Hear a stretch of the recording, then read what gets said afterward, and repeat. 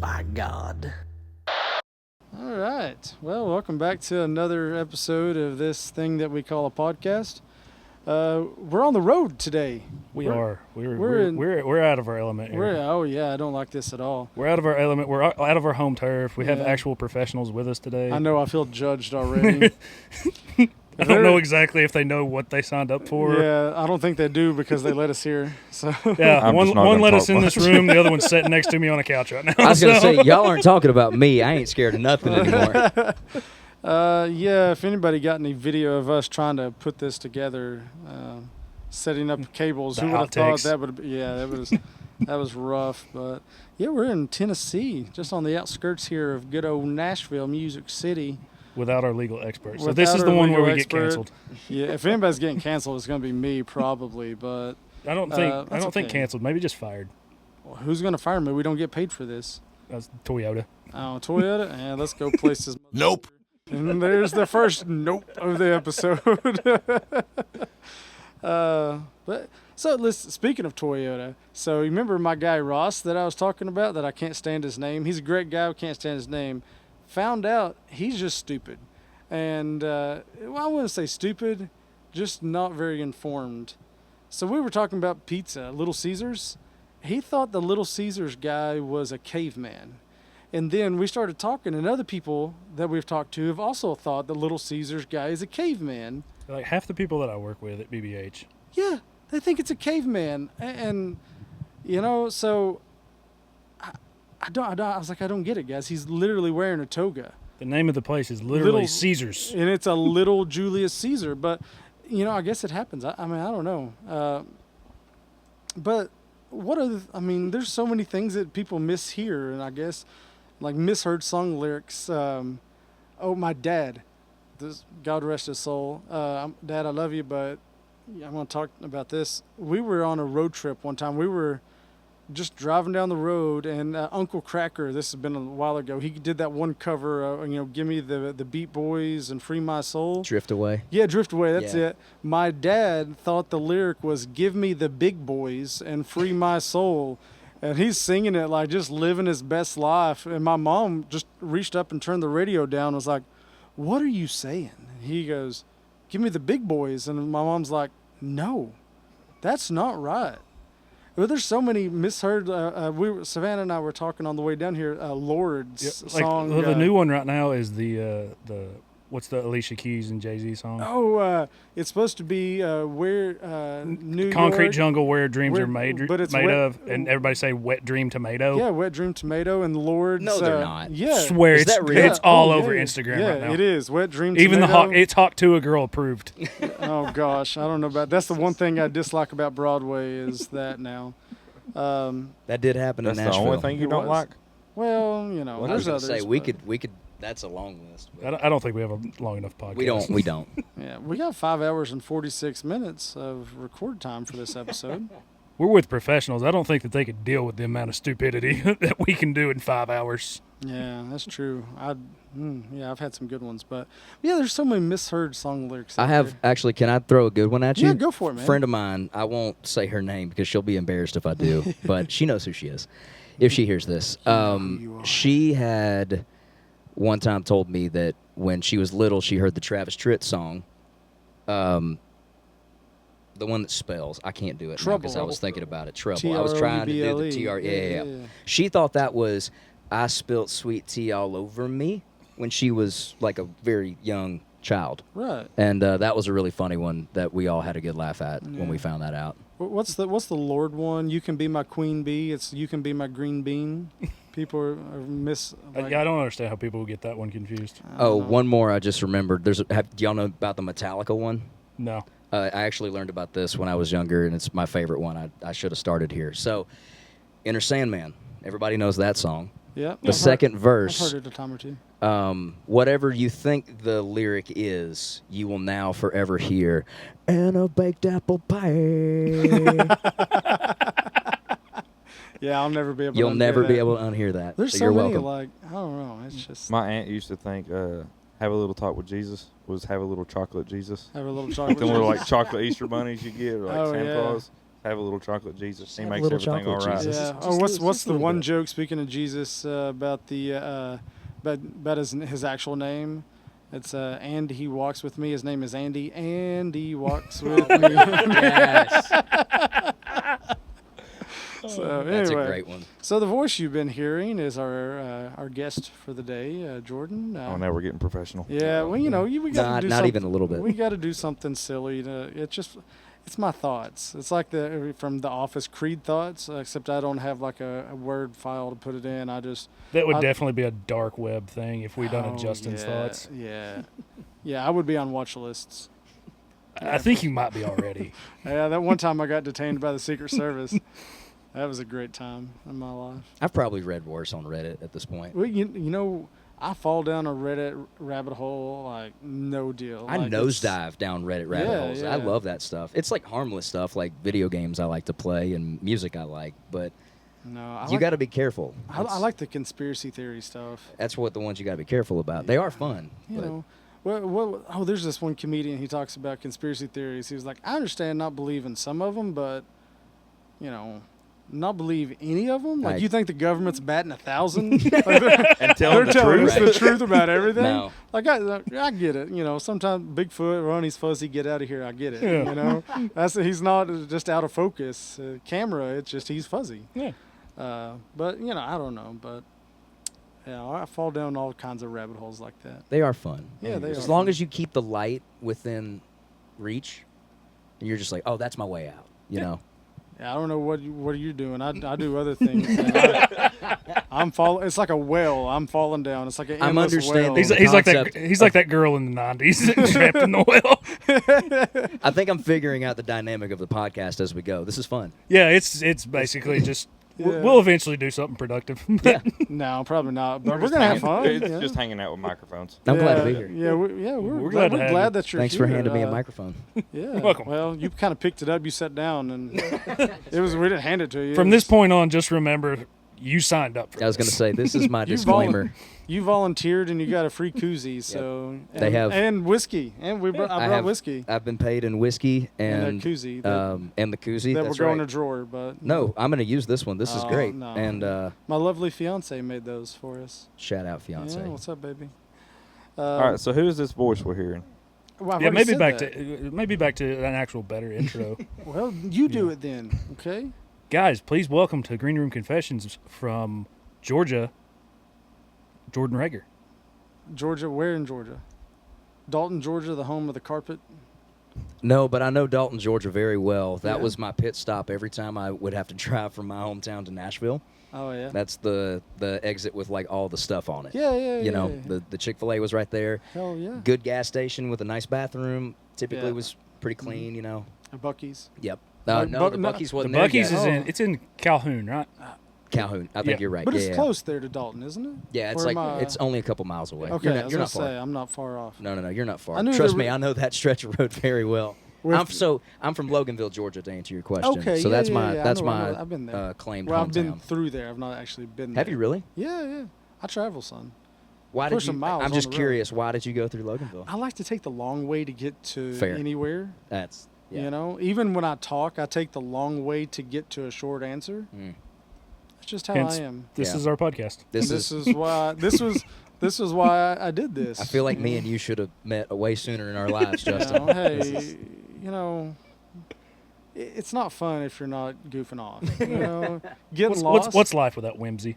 Yeah. I agree. Yeah, I that's agree. right. That's, you know, I told you before we started recording, I turned 30 this year, and like that's kind of the headspace I'm trying to stay in. Is Yeah. like you got to have fun with it, Yeah. you know. Like Yeah, I remember when I turned 30, I was at work one day, and I'm an engineer at Toyota, and I was watching a machine run, and I squatted down, and I just kind of was, you know, just like a catcher position for about 5 minutes watching this machine run, looking up, like trying to look up into the machine, and then just not even paying attention. I just stood up and everything went black, and I was like, God, this is what the 30s are like. Oh no, I'm dying. And I I'm thought, laughing because I know what you're talking about. is when you hit 30, you just never know. You're just going to stand up quick one day and you're going to Man, black out. I got had- 7 more years. But Yeah. Yeah, Oh, it'll I happen. still don't believe that. I got 6 months. You guys are not making this sound appealing.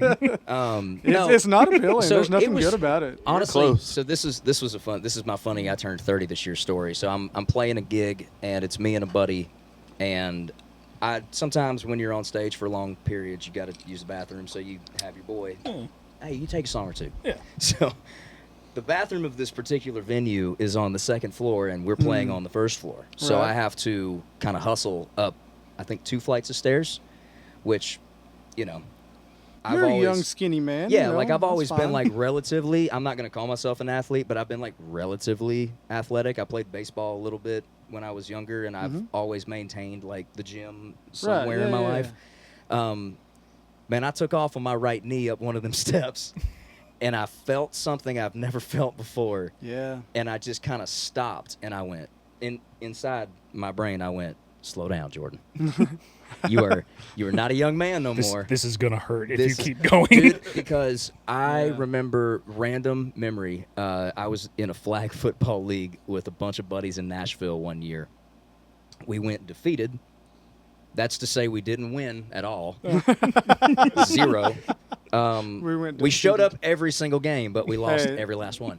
you And we showed also up. lost one of my buddies, shout out Cole Taylor, we lost his ACL along the way. He had to have yeah. surgery for that. Nothing like a flag football league game to run up a hospital bill. You know, and that was the same year he got married, I'm pretty sure, if my memory serves. So, like, I'm sure his wife was like, Insult thanks to for injury. Yeah. coming home Oh, with yeah, a that too, yeah. torn ACL while playing flag football. That was great. That wasn't the only injury either. Seth God. Ennis is another artist in Nashville, incredible artist and songwriter. I think he hurt his collarbone. We were pretty sure he broke it. The way he fell.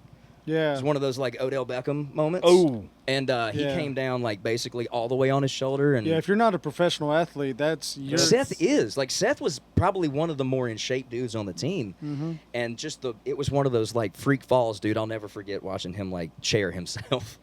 He scorpioned himself. A little bit, but Yeah, like I've been like- there. like I did this, that once. like front way instead of the Oh other. It was gosh. bad. Yeah.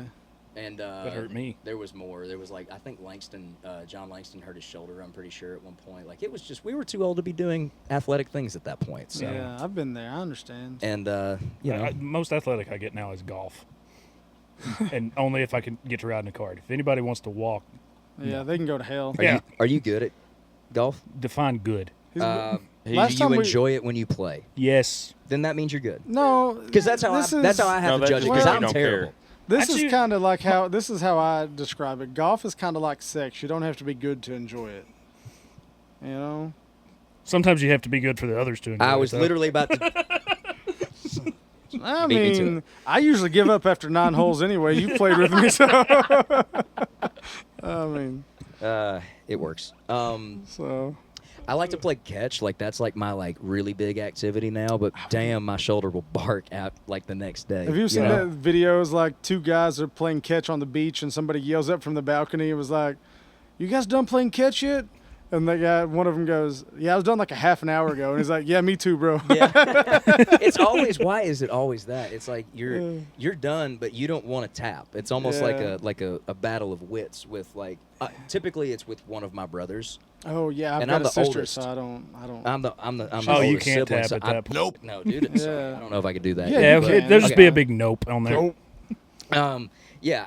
Nope. No, I'm not letting little brother beat me then. No. Like, Yeah, that's- especially little brother. Yeah, Yeah, you got well, they both are. They're Oh, both. I'm the you're oldest the of oldest. 3, Yeah, so it's so like they have to stay in check. You know. right. Yeah. Yeah. It's like peeing on your girlfriend's leg in the shower. You know, you got to mark your territory. Sorry, honey. That See what I was mean by not you are warm. probably I don't know if already on a I don't watch know if list. I don't know if it's just like that, but He's but- actually toned down. Yeah. Kinda. Yeah.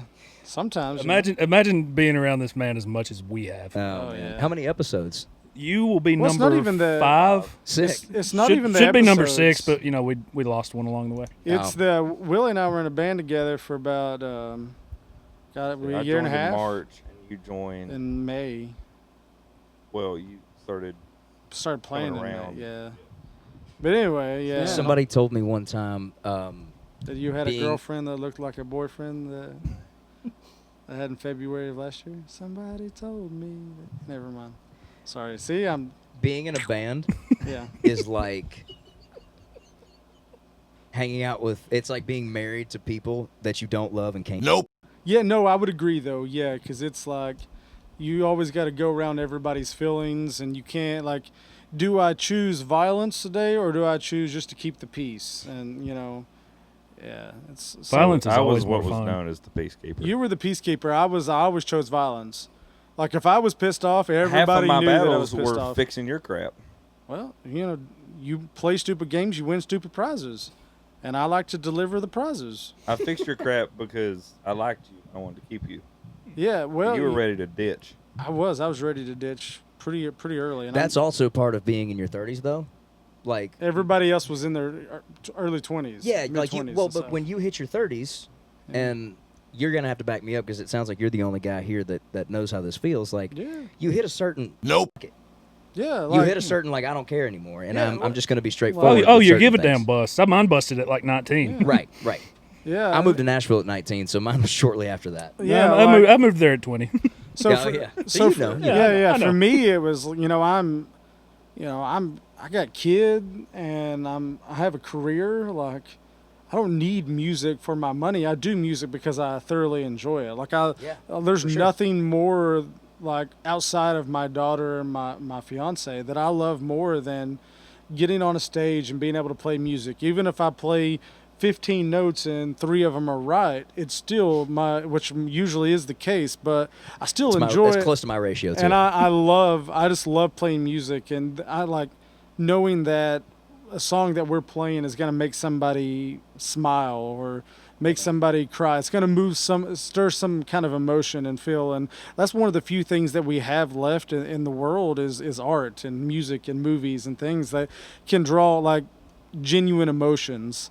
Yeah. Like yesterday morning, I was in the shower listening to Post Malone's new album, and that song "Yours" came on, which we listened to earlier, and it's about his daughter and how one day he's gonna have to dance her, do a dance with her and give her away at her wedding, and I'm getting married, and I'm like, this is the song I'm gonna dance with I have a 3-year-old daughter at our wedding, and I'm in the shower just like bawling. Yeah.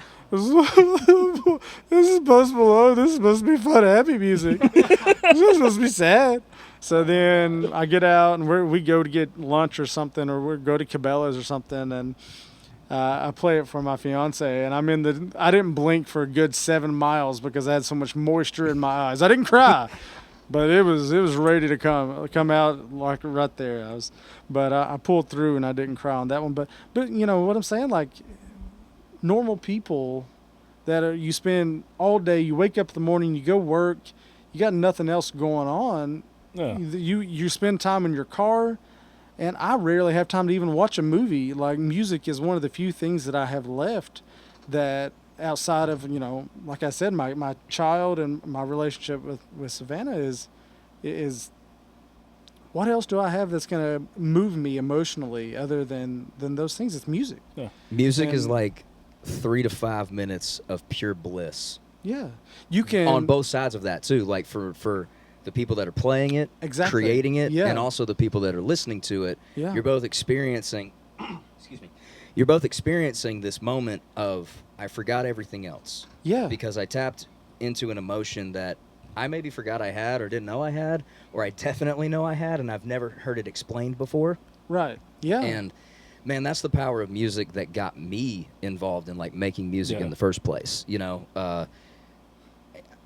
I remember hearing those songs for me and being like, oh, I have to do that. Like I have to impact people that way. Yeah. Yeah. Positively, I yeah, hope. yeah. Yeah. But even if it's like in a sad way, because I love writing sad music. So like, I'm an emo kid at heart. So like, my 2 favorite kinds of music were what we listened to in our like on our iPods in Oh, the early yeah. 2000s, Oh, yeah. like all the emo stuff and country music. So Yeah. I love sad music, man. Yeah. And that's the stuff that I end up making because I think that's as much as like positivity is the goal. Like I think the sad music more often than not connects with everybody Right. because we've all felt lonely, sad, hurt, upset, mad, angry, whatever that like negative emotion is. Right. And It's something that everybody has. Music Not isn't- everybody's been out in a field drinking a beer on a tailgate. No, you know, but not everybody's been sad. Everybody's been through heartbreak. Exactly. and Everybody's, also everybody's like been on a tailgate drinking a beer in a field and heard a sad song and just been like, oh, this song just jams. Yeah. And both of those Yeah. are so Yeah. awesome. Yeah. You know? Yeah. Like I remember the first time I heard 2 Dozen Roses, the Shenandoah song. If I had 2 dozen roses, bow now, that still, oh man, every It's time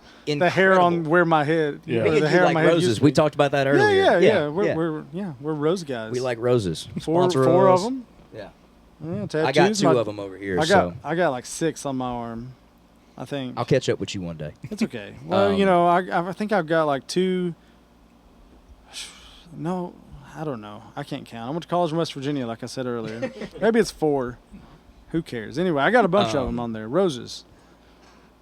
Shenandoah. The Shenandoah. first time I heard, he's Sorry. catching on. He's Give me a catching on second. quick how Sorry, this works. I got it. So, yeah, Shenandoah, the first time I heard that song, man, I was in a field. I was a teenager. I was in my hometown. I'd never heard, I'd heard of Shenandoah, but I just, like, for whatever reason, never heard of that song. Right, yeah. I was in such a great mood the first time I ever heard that song. So, like, that's a happy memory for me. Somebody else probably, like, can't listen to that song because it Yeah. tears them to shreds inside. You Yeah, know? it's just it's Yeah. amazing how everybody interprets music differently. And Yeah, I love absolutely. how you called it art because that's something that I'm trying to get back to is like, I don't know, like sometimes you get to feeling a little bit douchey when you call what you do for a living art, I feel like. Because everybody has like, things in their head that they're dealing with that they don't talk about. And like sometimes mine tells me like, don't call it art, man. You just writing songs. It's not a big deal.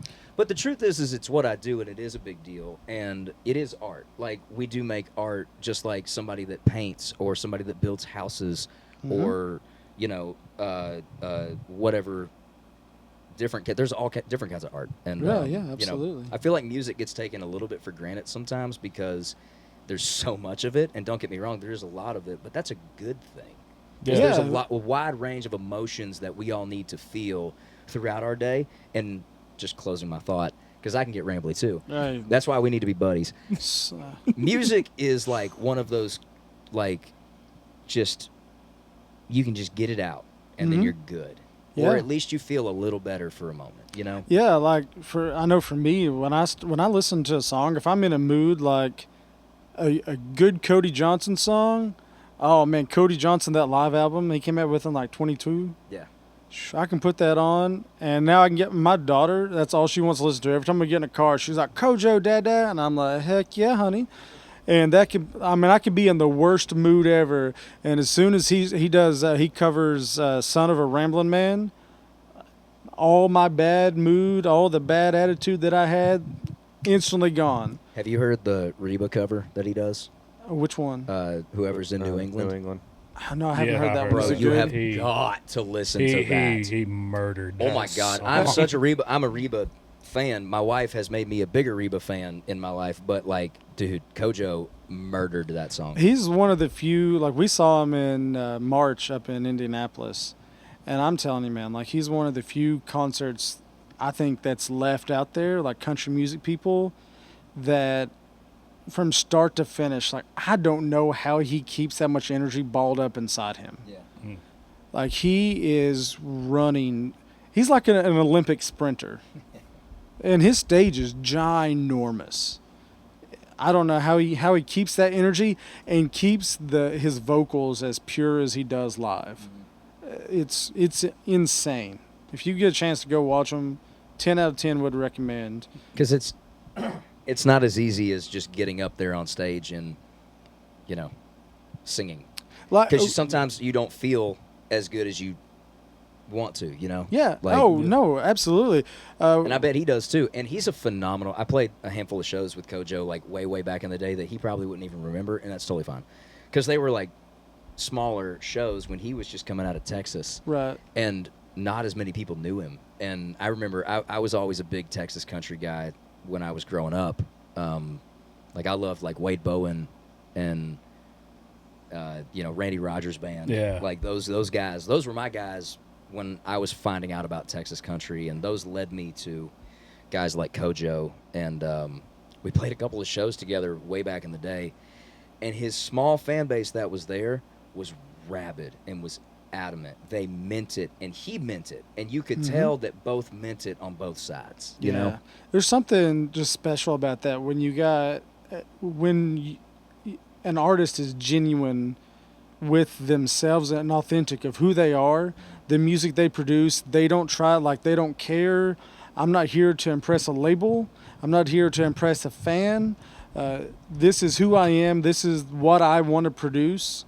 And it connects with people. And when you show that kind of authenticity, the response that you're going to get back from your fans and supporters, when you're that authentic with who you are, is going to be deeper than if you fall into, in my opinion, if you fall into the Music Row mold of who they want, like, people produce. Like, you go out there and you can see a dime a dozen of... Yeah, they basically photocopy artists. Yeah, it's like copy and paste artists out there. And this, like, listen, I love Morgan Wallen just as much as the next person. I just struck a chord with Jordan.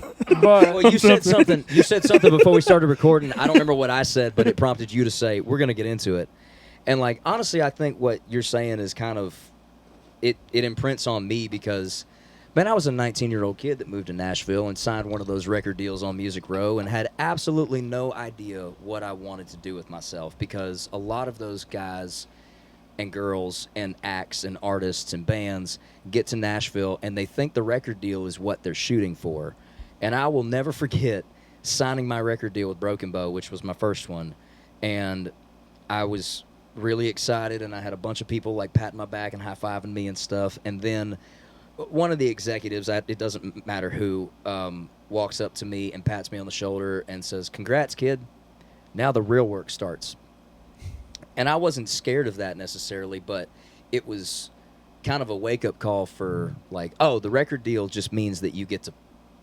I got to the big leagues, essentially. You know, yeah. I got to play. You're in the majors now. Yeah, I'm in the majors now. I am. My batting average actually matters now. Everything before this was me getting to this point, and I did enough to impress somebody to call me up. Yeah. And I think the misconception that people have, like maybe when they're first getting in the music industry, is they think that record deal, that first record deal, I was 20 when I signed mine. They think that's like, I made it. And the cool thing about Nashville and the music industry in general is, like, this is the thing that nobody tells you. You define how you make it.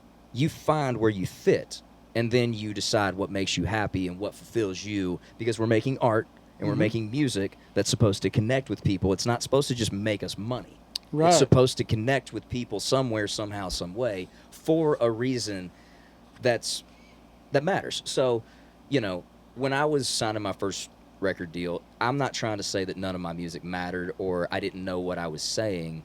It was more or less just like, I was just doing it, man. I wasn't thinking about it. What were you thinking about at 19, 20 years old? That's what I was going to say. I mean, I can 19, say it, 20 but years my old. fiance's over there, and it'd get me in trouble.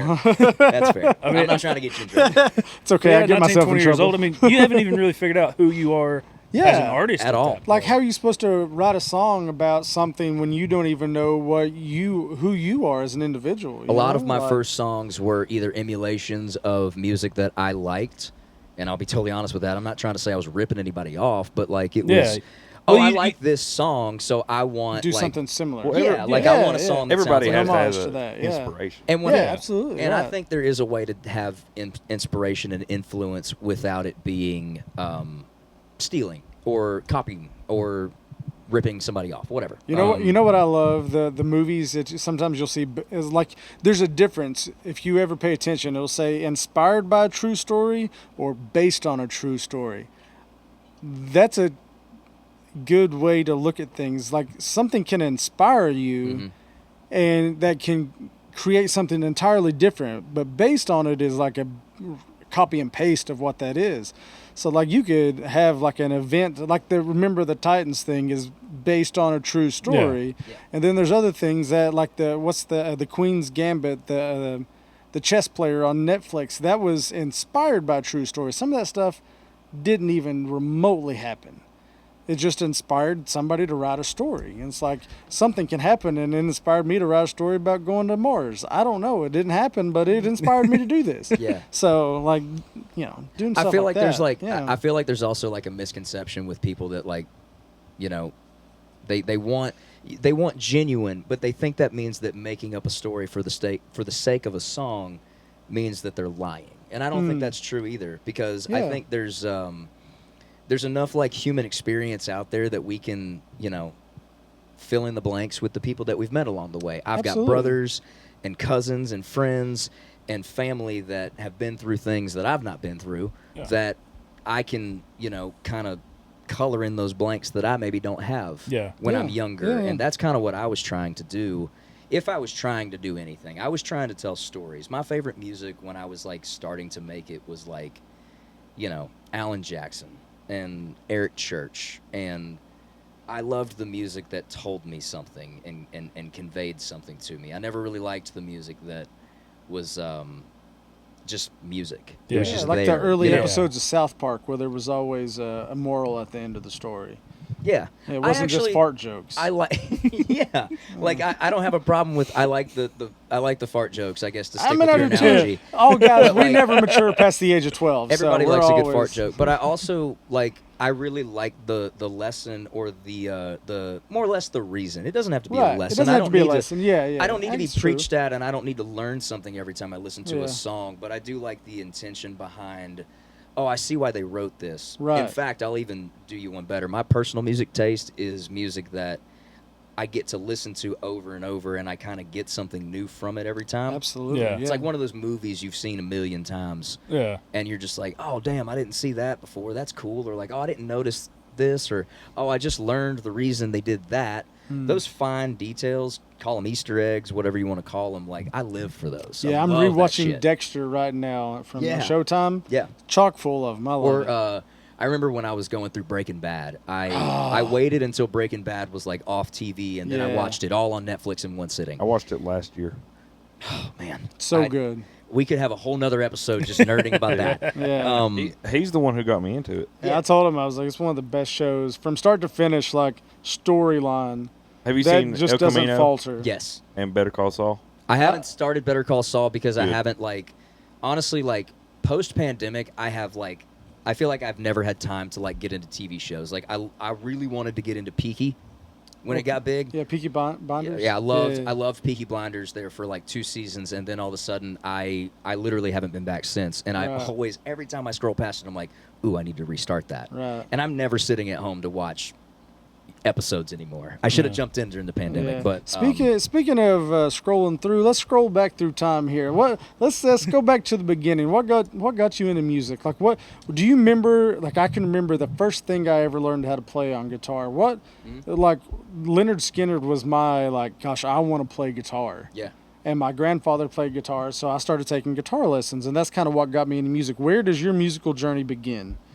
Well, Skinner was a big one for me too. In fact, I think Skinner was like my first favorite band. Yeah, me too. And then I grew up and realized, Well, there's other music out there. Did you know Some bands haven't figured that out yet. I Really feel like knows when who you're they from are. the South and you want to play music, though, like Leonard Skinner is like almost like a gateway you have to go through. It's a gateway drug. It's marijuana before you get anything and harder. it was for me too, man, Yeah. because like I think Skinner was I listened to country and gospel when I was a child because that's what my parents listened to. Right. It Yeah, was yeah. country music was always on in the car in the 90s when I was a child, and so the I golden era. grew up on Chesney and McGraw and Diamond Rio and Shenandoah and If I had 2 dozen roses. man, it's always Wrap good. around. And then like all the love. 90s acts that were Right. and like I already said Alan Jackson, but like he's class of 89, but AJ is my all-time favorite. I've got an AJ tattoo also. We were going through. I've seen him twice.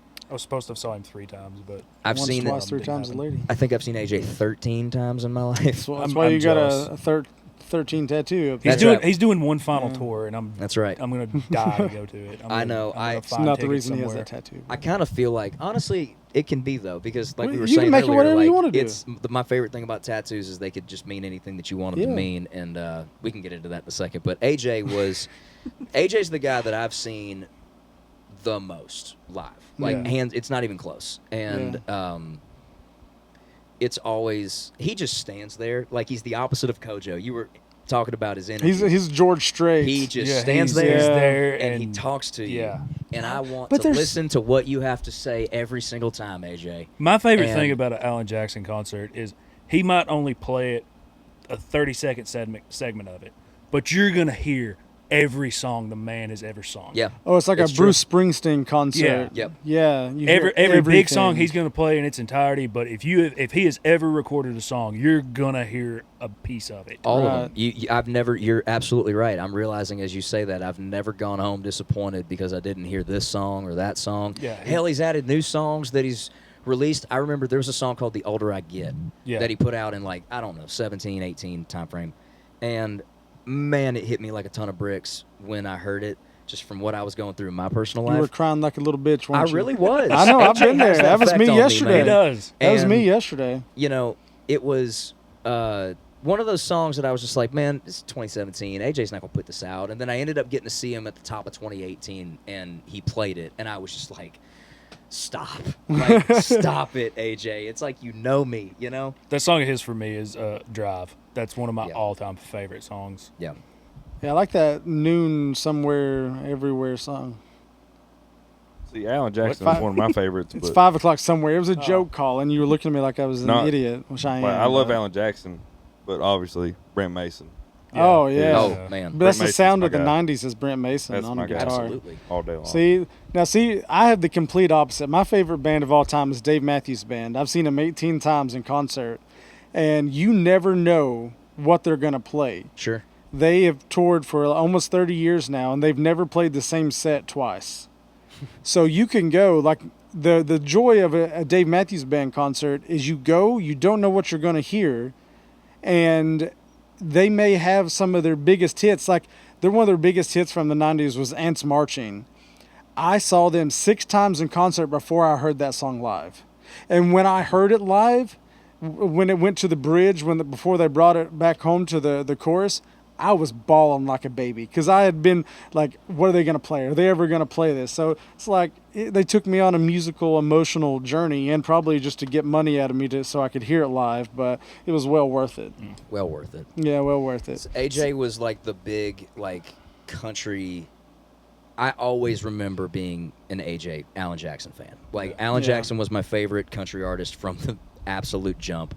And then my pawpaw, God rest his soul, he passed in January this year, but he was the one that got me into more like the Outlaws, Yeah. Waylon and Willie, and he introduced me to like Hank Jr., and he was a huge Hank Jr. fan. I used to have to play Old Habits at every show Oh, that's a great song. that he would come to. That would be like our moment, you know. And then Merle was the one that he introduced me to where I was like, whoa, game changer. Who's this guy? And Yeah. it was stories, man. It was emotions. It was he was connecting with me the same way that AJ was connecting with me, and he was saying it in ways that no one else was saying it. You know, What is it about grandfathers and Merle Haggard? Because the first CD my grandfather ever got me was Merle Haggard. is that right? Yeah. That's awesome. Yeah. My grandma loved Merle Haggard. At her funeral, Yeah. it was like Merle Haggard's album on repeat the Yeah. entire Yeah, service. what was it? Merle Haggard's 16 biggest hits or something like that. Yeah. that was it. That's what that was the first like music thing my grandfather ever got me. Yep. And I remember those songs playing throughout my Nana and Papa's house. My Nana also has passed recently, or not recently, but they've recently been put back together, which is Yeah. that's the best part for Oh me. yeah, but absolutely. Yeah. her favorite was Conway Twitty, and so like I had to do like a Conway song every time Yeah. I'd come. You know, they'd come Oh, to a yeah. show. And I think that one was "I'd Love to Lay You Down" was the one I learned for some reason. Honestly, it's a weird one to actually, play no, for no. your grandma, No, no, no. Jordan. Actually, All I right, know. man, here's I a know song why. for you. I know why. I know why that was the one. I just remembered as I said that. Uh-huh. Chesney had a cover of it, Oh, okay. and I remember Yeah, yeah. hearing the Chesney Good cover. save. And you heard that? Good save. Yeah. No, I'm being dead serious. Like I heard the Chesney A cover, and I was likely like, story, kid. "All right, I'll learn this one for Nana." She likes Conway. Oh, So that's funny. you didn't say Kanye? Okay. Kanye? Yeah, Yeezy. And then so Skinner was my gateway drug into rock and roll, and then I feel like rock and roll is where I really started to like find my own taste in music, And my first real rock band that I loved past Leonard Skinner was Guns N' Roses. Oh yeah. I remember hearing the guitar, man. It was the guitar. Those tones and those sounds, I had never heard anything like that before at that point. I don't know how old I am, 10, 11, whatever. And I remember getting like Tony Hawk Pro Skater 2, I think was the game. Oh man, take me back to my childhood. Why And then don't that you? was when I got introduced to Rage. Oh, Dude, I was so we're going to locked from that Walmart and we're getting a moment. PlayStation 2 on the way home. Okay. Well, I'm not done yet. So then, Oh. then we go to Tony Hawk Pro Skater 4, and that's where I get introduced to AC/DC for the first time, because Okay. it's TNT is the intro for that one. And yeah, dude, still my favorite AC/DC song to this day. And that was all of those combined were like, cool, I like rock and roll. Yeah. Like that rock Who would have stuff thought for Tony me. Hawk was being a part of the musical journey for someone? Well, and honestly, dude, like it's crazy how many video games I think shaped my music taste, because I was playing like Spyro. I don't know what you were playing. well, like I was playing like you know, like ATV, you know, Moto X Supercross. Yeah, so it was yeah, like yeah. you know, red jumpsuit apparatus and like Crossfade and Yeah. like you know, all those bands were being like I remember hearing about Breaking Benjamin through a video game, and I can't remember which one, but like I still love that band to this very day. Like Yeah. I feel like I started to branch away from I love my mom and dad, but they were very strict when I was a kid about like what music I would listen to. Yeah. So like I remember my way around this. I don't think they know this. This is a great reveal. It's okay. They won't listen to this. It's fine. No They one. probably No one won't. will. It's fine. They probably won't. Their son has said too many F words. They've turned it off at this point. Oh well. They but- didn't know. It was just nope. Yeah. Nope. yeah. All they You gave it away now. We're leaving it Um, in. Give it.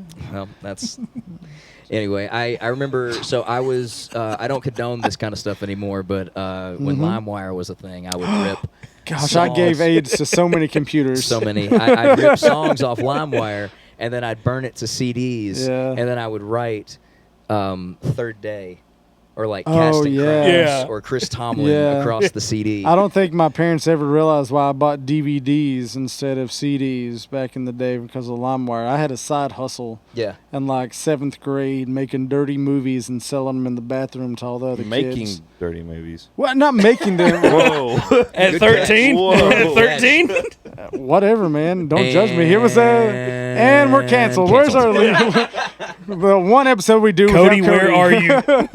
I was burning them onto blank DVDs and selling Well, them. actually, I'll save you. It's funny that you say that, because the first time I ever heard of Eminem, Oh gosh, really, I got in like this was trouble. actually like kind of my intro to hip hop in general. I Yeah. moved to Loganville when I was in 6th grade. I was born in a town called Covington, and then we moved kind of 1 or 2 times. But like those houses were like, you know, like I remember them, but like I grew up in Loganville, which is Right, why I yeah, claim yeah, it. So, right.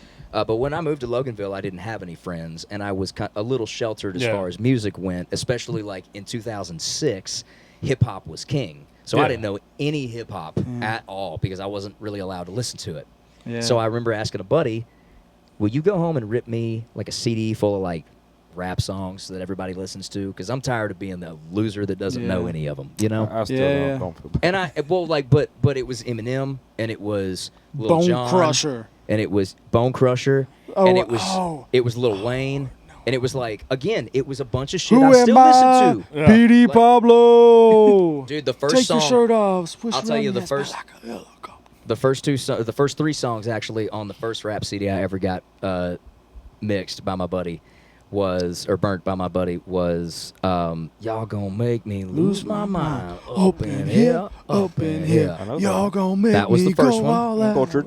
See, we're the The same. second oh, one man. was To the Window, To the Wall. That was Need for Speed Underground 2. Yep. Correct. Yeah, absolutely. Yeah. See, I'm telling you, video games play a large Hell, role in this. MX Unleashed is implanted in my brain. Yeah. You mentioned Uncle Cracker earlier. Oh, I found yeah, out about that- Uncle Cracker from Need for Speed 2. Oh, Need for Speed, Hot yeah, Pursuit. yeah, Hot he Pursuit was 2. on. Yep, He was. that's what Yeah, I had. yeah, yeah. Great yeah. game, I by the had way. that one. I had Underground. I Yeah. had ATV versus MX. I had it. Yeah. That video games were like the cold winter days. I didn't want to go outside. I was always outside, like playing baseball or like running that's around with all. like ATVs or like trying to like go fish or Oh whatever. no, I like, was with my doing buddies. something stupid. But- I remember like snow days in Kentucky. We had snow days. I had a few of them in Georgia. Just a We few. listen in Wait, Kentucky. Jordan, were they snow days or did it just get a little cold out? No, I do remember. I got family in Georgia. I know how they work down there. I do remember. It's a light frost. I think we should cancel school. Fair. It's so fair. I'm not going to argue with you at all. I'm not going to argue with you at all. But I do remember like a handful of real, like actual snows, yeah. like while I was in Georgia. And then by lunchtime, it was all melted off. Dude, honestly, I do remember. I do remember there being a day at school. I think I'm a senior. I'm either a junior or a senior. So 2011, 2012, and they come over the announcements and they basically said, "Go home." Yeah. Like snow's coming. Armageddon's go home. happening. Yeah, yeah. Let's Get the your hell milk outta and here. bread. The world has happened, guys. Get your milk and bread. Yeah. The apocalypse is coming. Which, like, honestly, like, it's funny now to think about, like, a school being like, hey, bunch of teenagers, go drive home on some cold, icy roads, please. Yeah. Because by the time we got to the parking lot, it had snowed. Yeah. Not it was coming. It had snowed. man. So we're having snowball fights in the parking lot trying to, like, wait out, like, the worst of it. Because we are walking to our cars in the worst of it. I remember that happening. We had enough snow to, like, throw snowballs at each other. Nice. So that at least happened one time in my life. Is that a big snow for you? Oh, yeah, dude. Snowball worthy? Well, so Snowball worthy. I was... If you can't get your snowballs in it, then it's not a big snow. I think I was probably in my 20s before I saw like actual snow. Actually, I take that back. There is a Christmas that we spent in Chicago. I've got yeah. family in Illinois outside of Chicago, and there's a Christmas we spent with that side of the family that I remember it being blistering cold and just white. yeah. It's just white, guys. I'm a kid. I don't remember how old I am, but it's just white. Yeah. Yeah. Dad was from Chicago Ridge, and then most of the family's from Joliet. Joliet, Yeah. yeah. Where Prison Break was shot. Is that right? Yeah, the I actually didn't know the that. prison for Prison Break was in Joliet. Yeah. It's also where Route 66 starts. Little fun fact. I didn't know that's where it starts. That's where it starts, and then it ends at Santa Monica Pier in California. I got a little. How do you know it don't start in California? Because it End up says end. Yeah, it does say end in California. in I've Santa actually Monica seen Pier. that part of it. with my I've own been eyes. there. I know. Well, I watch Cars. I accidentally watched a really weird Canadian documentary on Amazon one time about Route 66. Oh yeah. It's really, you should watch it. Yeah. I recommend a gummy or some sort of like. you Say know, less. Yeah, or maybe a whiskey. Maybe A a whiskey, whiskey probably or some one step sort, ahead of like you, just but- some sort of inebriation to Yeah, enjoy this. Because yeah, me and my absolutely, wife, man. I think we were dating at the time, but me and my wife like accidentally watched this one time, thinking it was going to be like Good. travel and educational yeah. and cool Yeah. or whatever, and it was like, just watch it. Like, So you were listening to I was listening to- Skynyrd and all this stuff shaping your music. Mhm. So what said because I enjoyed music as well, like it's a big part of my life, but what got you saying I want to do this? Like I want to play music out and about for people, because that's one of the things that we want to talk about on this. Like for somebody who might be sitting in their bedroom right now listening to this saying, I want to start my musical journey. I don't want to just be a bedroom musician anymore. for sure. What was your pushing point, or like that pushed you over the edge saying, I don't want to just play music at home anymore. I want to go out and share what I have, what I can do, or with other people. Like, do you remember, like, was there something that did that, or was that just like the next thing, like in your, I should probably do this? Well, so there were two things. The first was guitar. Like, guitar is what ultimately got me into, like, making music. Because I always thought guitar players were just the coolest, you know? Yeah. Like I mentioned, like, I Yeah. heard the guitar in Guns N' Roses, and then once I understood what a guitar was, Yeah. that's the coolest instrument that exists. Yeah, I know I And- play bass, so yeah, I agree. So, like, Slash is, like, the coolest guy when I'm a kid, and then I get into, like, all the different players, and I get into all the different styles, and I realize I'm never going to be that good. Yeah, that's why I And- play bass. There's and I less get- strings. I get super frustrated with playing guitar because, like, I kind of have, like, this beater when I'm a teenager. Like, I'm, like, probably, like, 12 or 13 at this point. And I'm also realizing that, like, I'm not going to be very good at baseball long term, you know? Like, my first love in life was honestly, like, baseball. I loved music, but it felt like that pipe dream that you're not going to reach. Like, and I'm also from a small town, so, like, it's not like you're encouraged to, like... And you're not Dominican, so you're screwed. Well, and I wasn't left-handed either, so you yeah. know, it was going to be a tough go for me. Yeah, it was going to be tough. So, and I remember going out for my JV team in... middle school and not making it, and that just being like the point where I was like, I don't want to go back to rec ball. Like that's not fun anymore. Like I've been doing that for so long that I don't want to do it. And you don't want to ever do anything that's not fun anymore. Yeah, and honestly, that was kind of my thing. Was like I still love baseball. I don't think I still want to play it, but like I just don't know that I have an avenue to play it anymore. Right. Is there anything else that I might want to like spend my time doing? Because at this point I'm like 13. Like it's as easy as like, well, I don't want to do that. In fact, I think there was like a coach that told me for that JV team, like no shade, but like he was like, yeah, you would be like the last guy off the bench. And I was like, I don't want to do that either. Like that's no fun. You know, like what? So I got to show up to all the practices and ride all the buses and do all the travel and do all the not fun stuff just to not do the fun thing. So I don't want to do that. So I went home and I remember being like disappointed, but also excited about what was coming. And honestly, that's been like a familiar feeling throughout most of my life at this point. It's like, well, that didn't work out like I thought it was going to. Oh well, what next? Yeah, and like that's kind of that's how a great attitude to have. That's kind of how I've gotten keep through moving all forward. of it, you know, like that's kind of how I've gotten to sitting here with you guys. You know, no, I don't know that sitting here with us is definitely is. You've been stuck in the mud somewhere. So like, you sent me an Instagram DM and said, "I remember you from a place called Friends in Tequila, Georgia." I do, yeah. And the fact that you even know what Tequila, Georgia is, or the fact that you know how to pronounce it properly, is proof that you mean it. And I think I even said something like that. You did. When I responded. Yeah, it was something like, damn, I know you're a real one. I know you're if you're shouting out Friends. I get weird DMs from bots all the time, but this is real. Hey, honey, you real pretty. Hello, we love your content. We would like to talk to you about marketing scheme. Listen, when the Sultan of, what is it, Michael Scott says, when the Sultan of Egypt reaches out to you, you help them. Okay? You send them money. If they're down in a hard spot. But yeah, I saw you down there playing. I got family from Lawrenceville. Yeah. And so we was down there visiting them. We went to eat there, and you were playing that night. And then ended up coming across a few of your videos on YouTube. At that time, you were putting out like every song that was being put out on the radio. That was the strategy. It was a smart one. It worked. And you know what? They're still on YouTube because I've watched them. Yeah. And well, whoever gave you that idea, shout out to them, because that would have been like, I want to say that was like January or something, because I think I was still a senior in high school. Gosh, so what, like 5 years ago? No. No. 10. But, and then I think it was like in October, November of the same year, I graduated, went to college, and my roommate and another one of our buddies go to see Justin Moore up in Covington, and you're on the stage. Yep. And that just blew my absolute mind. And I'm like, this dude, I know this guy. I met him.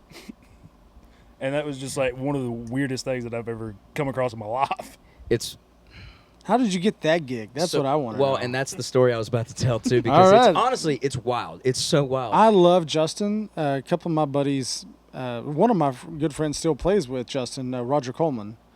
You know Raj? Yeah, we're from the same area. We're from the same hotel. Come on. You know Roger? How have we been talking this long and we haven't talked about this? So I was in a band. Man, dude, I love those guys. So because those guys, Corey Cottle? Yes. God damn it. I was in high school.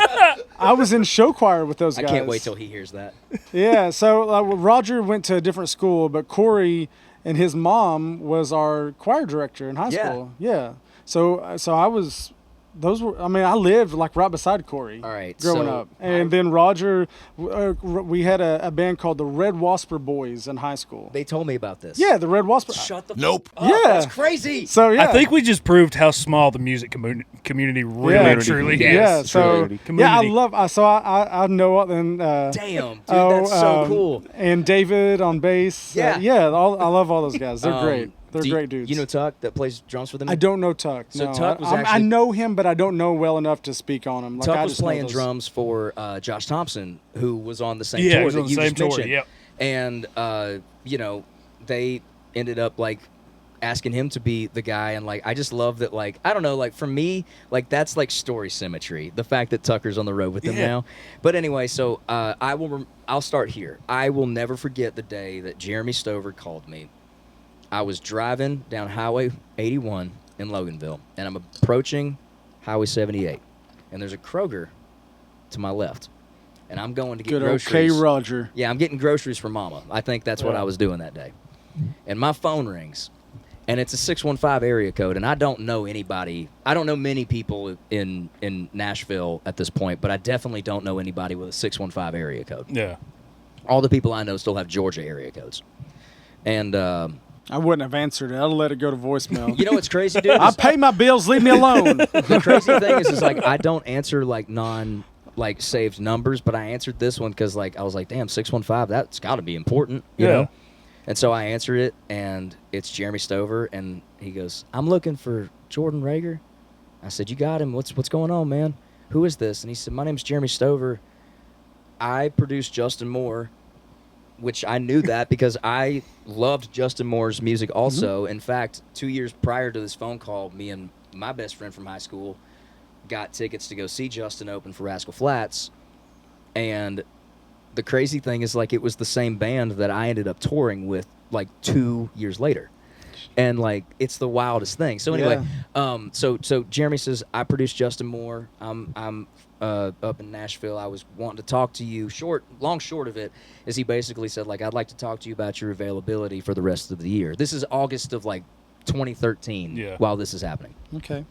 And I was like, man, I'm setting up my shows, and I'm by this point I'm back and forth to Nashville relatively, often.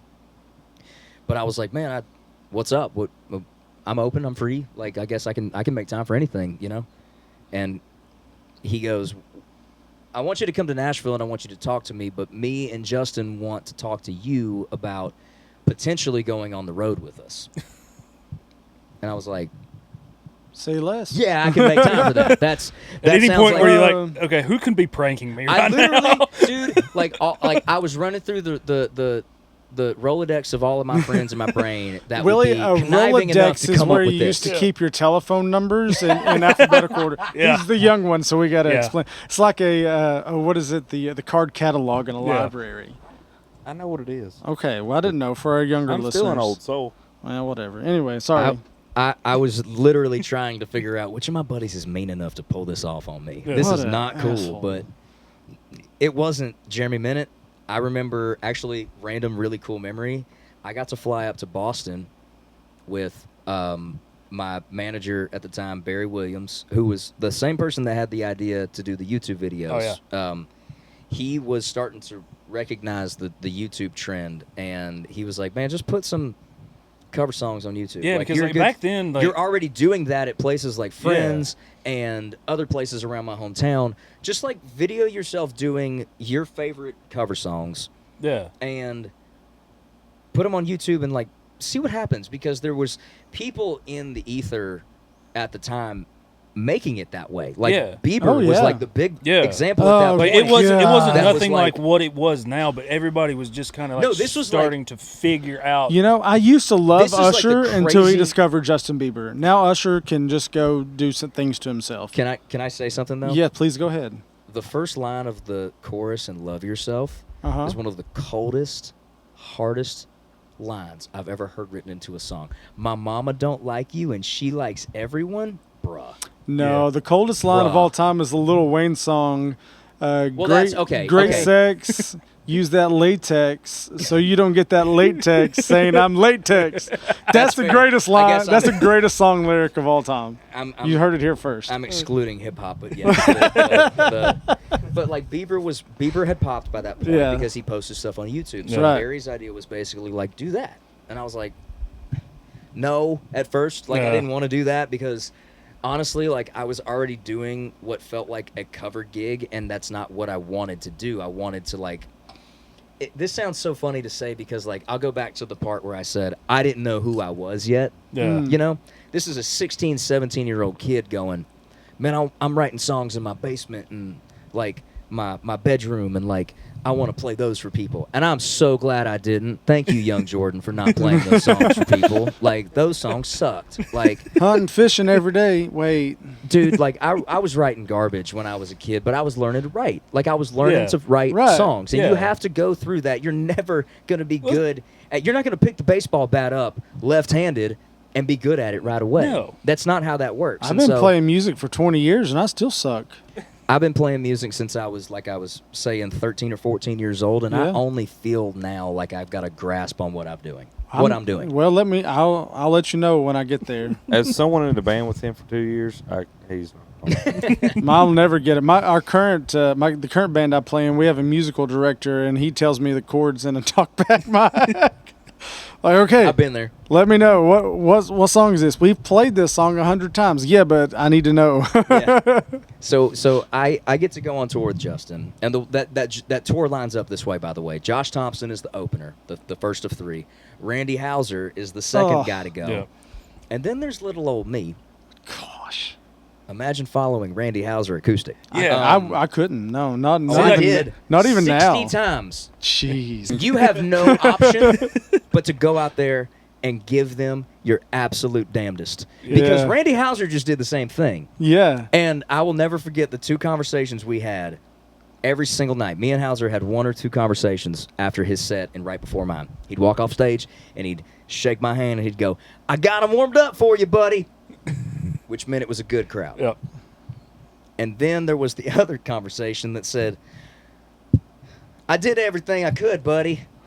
Which meant I was in for it. Yep. Oh God. And I appreciate Randy every single day for giving me that heads up each night because, dude, my favorite thing about being on the road with that tour was I was 19. Yeah. 19 years old, had not really been out in the world yet. All I knew about myself was that I wanted to play music, and I wanted to play music for as many people as I could play music for. That's all I knew about myself. Yeah.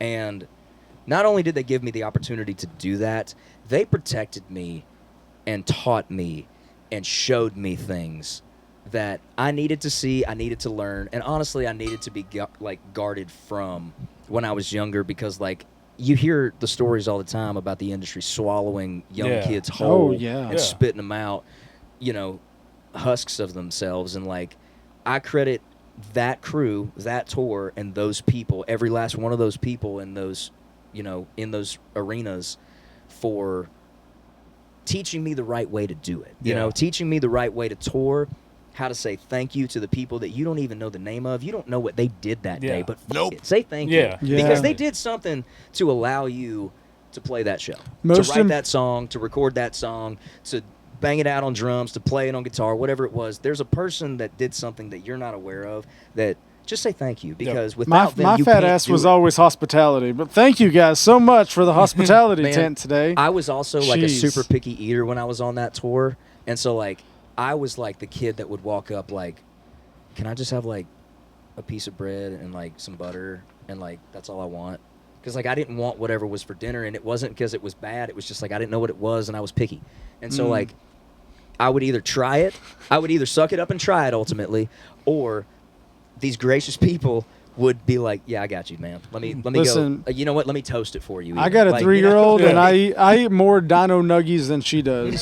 So I'm down for some Dino Nuggies rival and you Kraft on that, cheese, dude. Kraft mac and cheese. My thing is frozen pizzas, so I feel Frozen you. pizzas, yeah. I had one last night. That tour really took care of me and taught me how to tour. Right. And of all the memories that I have from that chapter of my career, like that's my greatest like summation of it is like I had so much fucking fun because it was just a good group of people letting me learn kind of freely, man. Like I definitely did things I shouldn't have done. I didn't hurt anybody. There's no like dirty thing to dig up.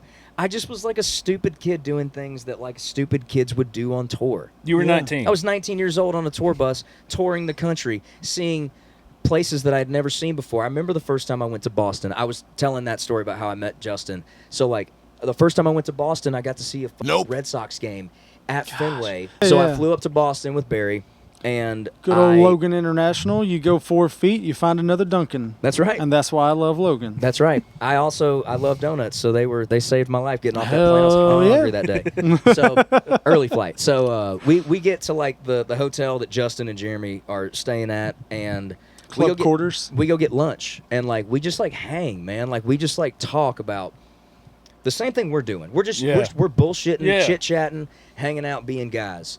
And I remember that being the best thing for me because I was intimidated going into it because the only thing I knew about Justin Moore at that point was he's a country superstar. He's a singer. He's like 2013. What Small Town USA was probably the it was biggest song massive. in country he's music had- at the time. At that point, he's had Small Town USA, and he's had Till My Last Day, He just had released Off the Beaten Path. which was a Oh, record gosh, yeah. that I think changed a lot of things for him. But the record before that, Outlaws Like Me, Yes. was Yeah. honestly influential great to one. me wanting to make music and write songs. Yeah. There were songs on that record that made me want to write my own music. Yeah.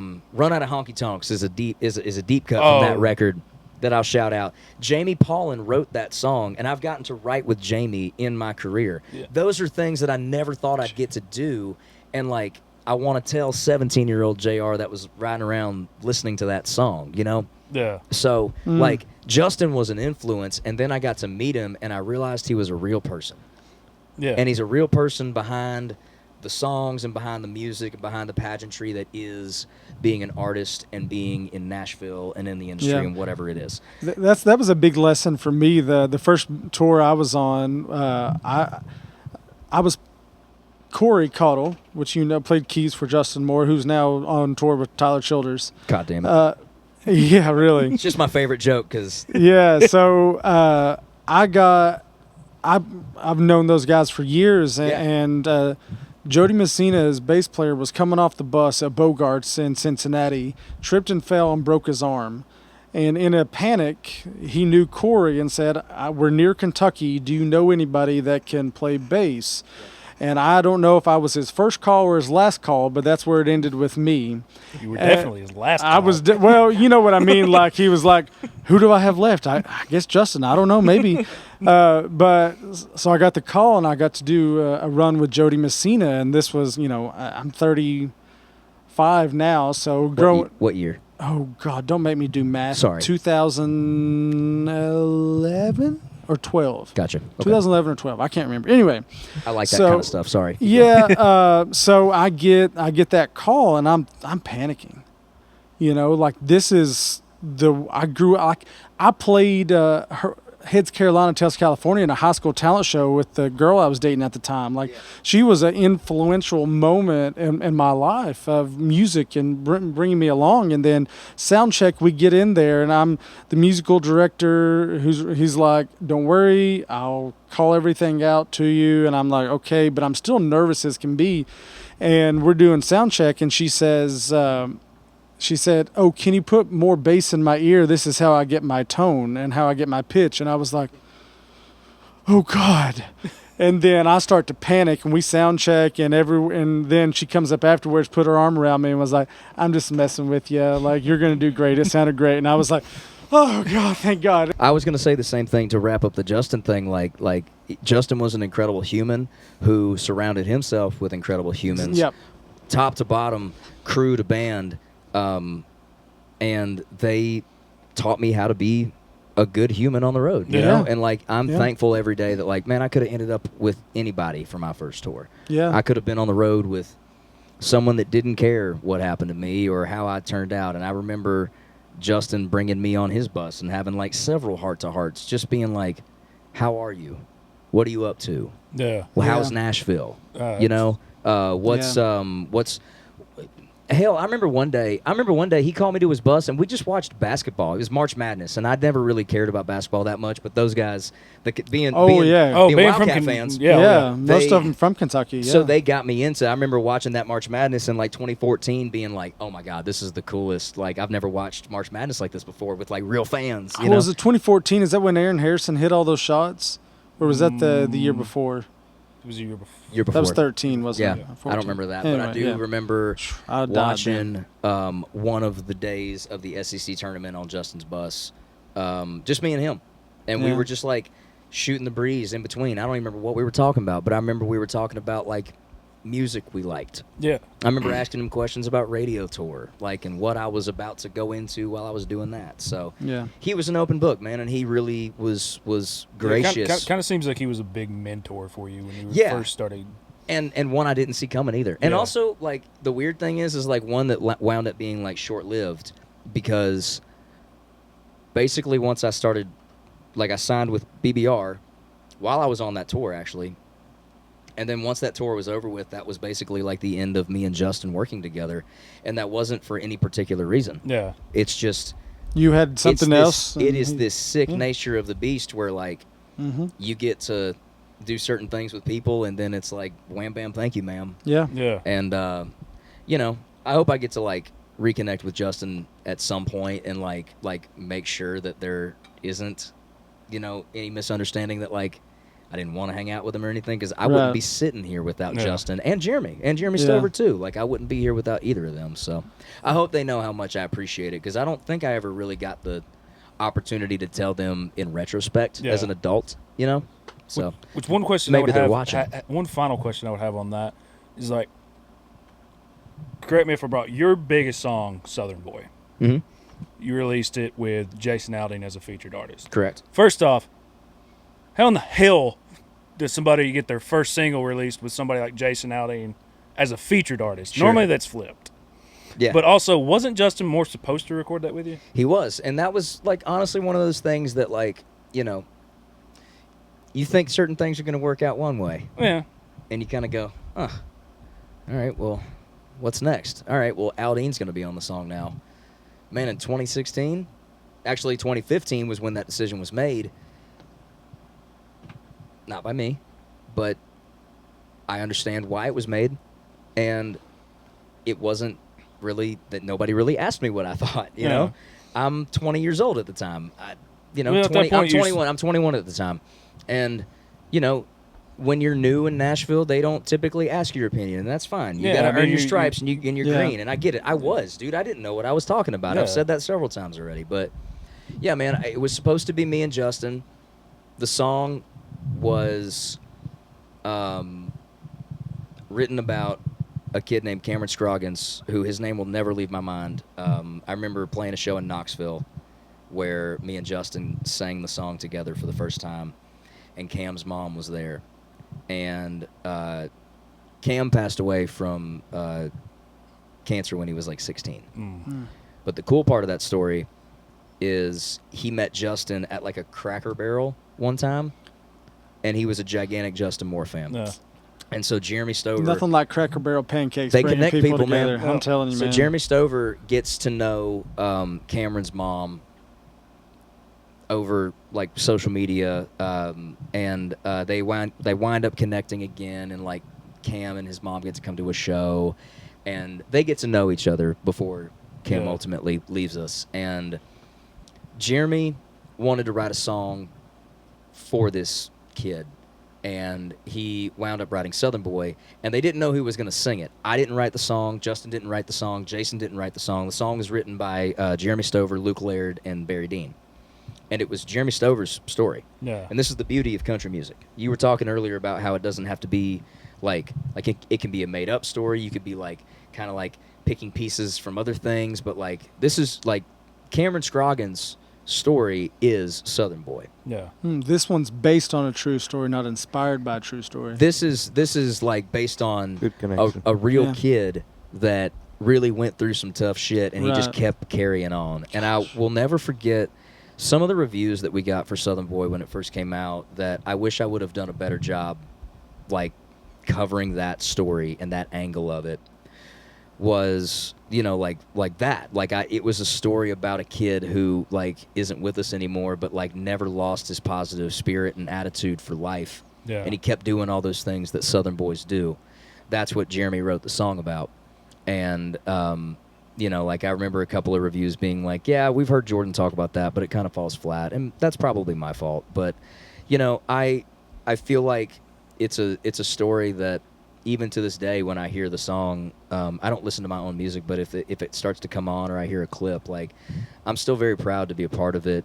I don't care who the duet partner was. To be fair, like, if I'm being really honest, in hindsight, I guess I wish I would have done it with Justin, and then I wish that there would have been, like, I don't know, another song that me and Jason could have done together. Yeah. But ultimately, at the time, the decision was made for it to be Jason, and they thought that was going to be best.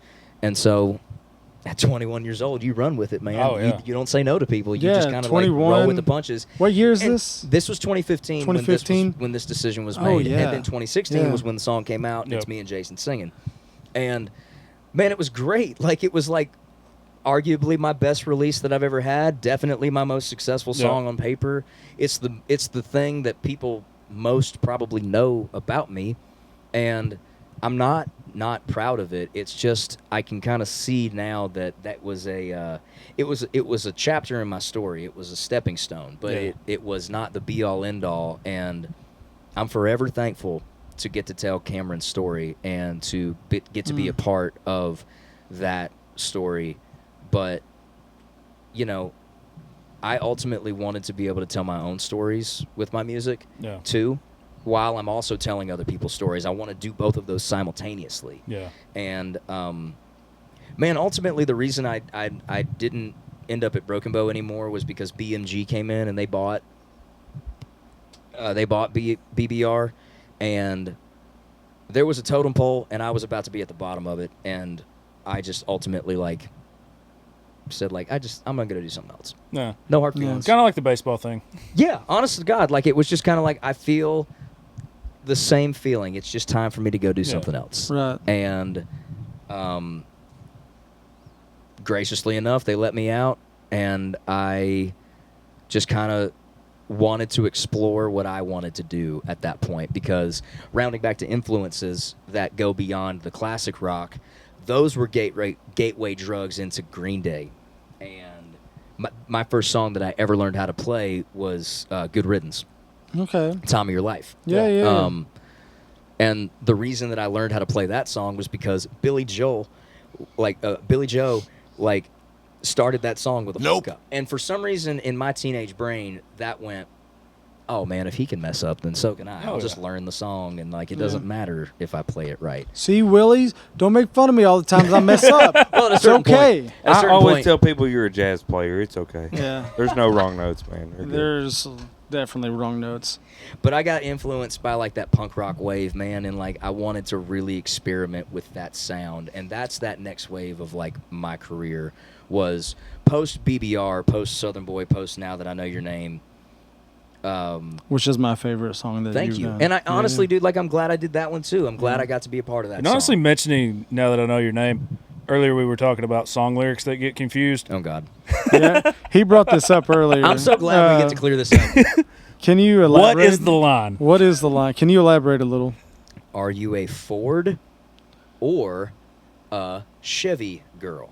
What and can you, for those who may not know it, what do people confuse it as? Justin, you would be astounded to find out that most people, or at least a lot of people that I've run into, tend to think they hear, are you a 4-door Chevy girl? Oh. Why would it matter Yeah. how many doors your truck has a Chevy. if you were ever going to, when you and your fiance are getting started dating, are you worried about the compactness of her vehicle? Well, is that a euphemism? It wasn't meant to be, but I did set you up for that. I guess. That's my fault. He doesn't know who he's talking That's to. great. No, I didn't care. She has the basic white girl car, the you Mitsubishi. have to ask those questions to the innocent mind over here. Yeah. Dude, like, it was crazy. Yeah, how she many drives a people, Mitsubishi, so, and I you guess know. it's my fault for how I sang it. But, like, are you a Ford or a Chevy girl? Like, I guess I can hear it a little bit if I squint. But, like, the misheard song lyrics, I guess I fit on that category somewhere. Like, that's way why. at the bottom, but, that's like, why I started this podcast the way I did. I wasn't lying when I said I did some research. You're very good at this. I did some research. Well, to be fair, and he's the stuff. first guest we've ever had that you could research. This is true. That means a lot. Yeah. But yeah, man, I had, like, dude, honestly, Southern Boy was a great experience for the most part, top to bottom. Were there things that, like, in hindsight, I wish I could do, like, maybe a little bit differently? Absolutely there is, but that's life. Yeah, Like, absolutely. that's how we I do wouldn't have it, got you married know? the first time. Well, and, you know, I feel like there's a lot of things that I could go on and on about that I wish I had second go-rounds at, you know, second swings at. But, you know, that's not how it works. You My ex-wife is texting me right now wanting to change dates for something. Your fiance's right there. I know. She doesn't like her either, so it's okay. That's fair. Yeah, he's new. She's here. not going to listen He to this. It's okay, honey. Here's a question that I have. So Jason Aldean was a feature on this. You're 21 years old. Was this a feature like you just sent him the track, or did you guys actually get to work in the studio together, or We did go to the studio together. So we had the song recorded with Justin's vocal on it, and it was like mixed, mastered, and ready to go. Okay. And So this is last second decision to. not necessarily last second. Like the thing about like record deals more often than not is like you sign them and then you sit. Yeah. You know. Yeah.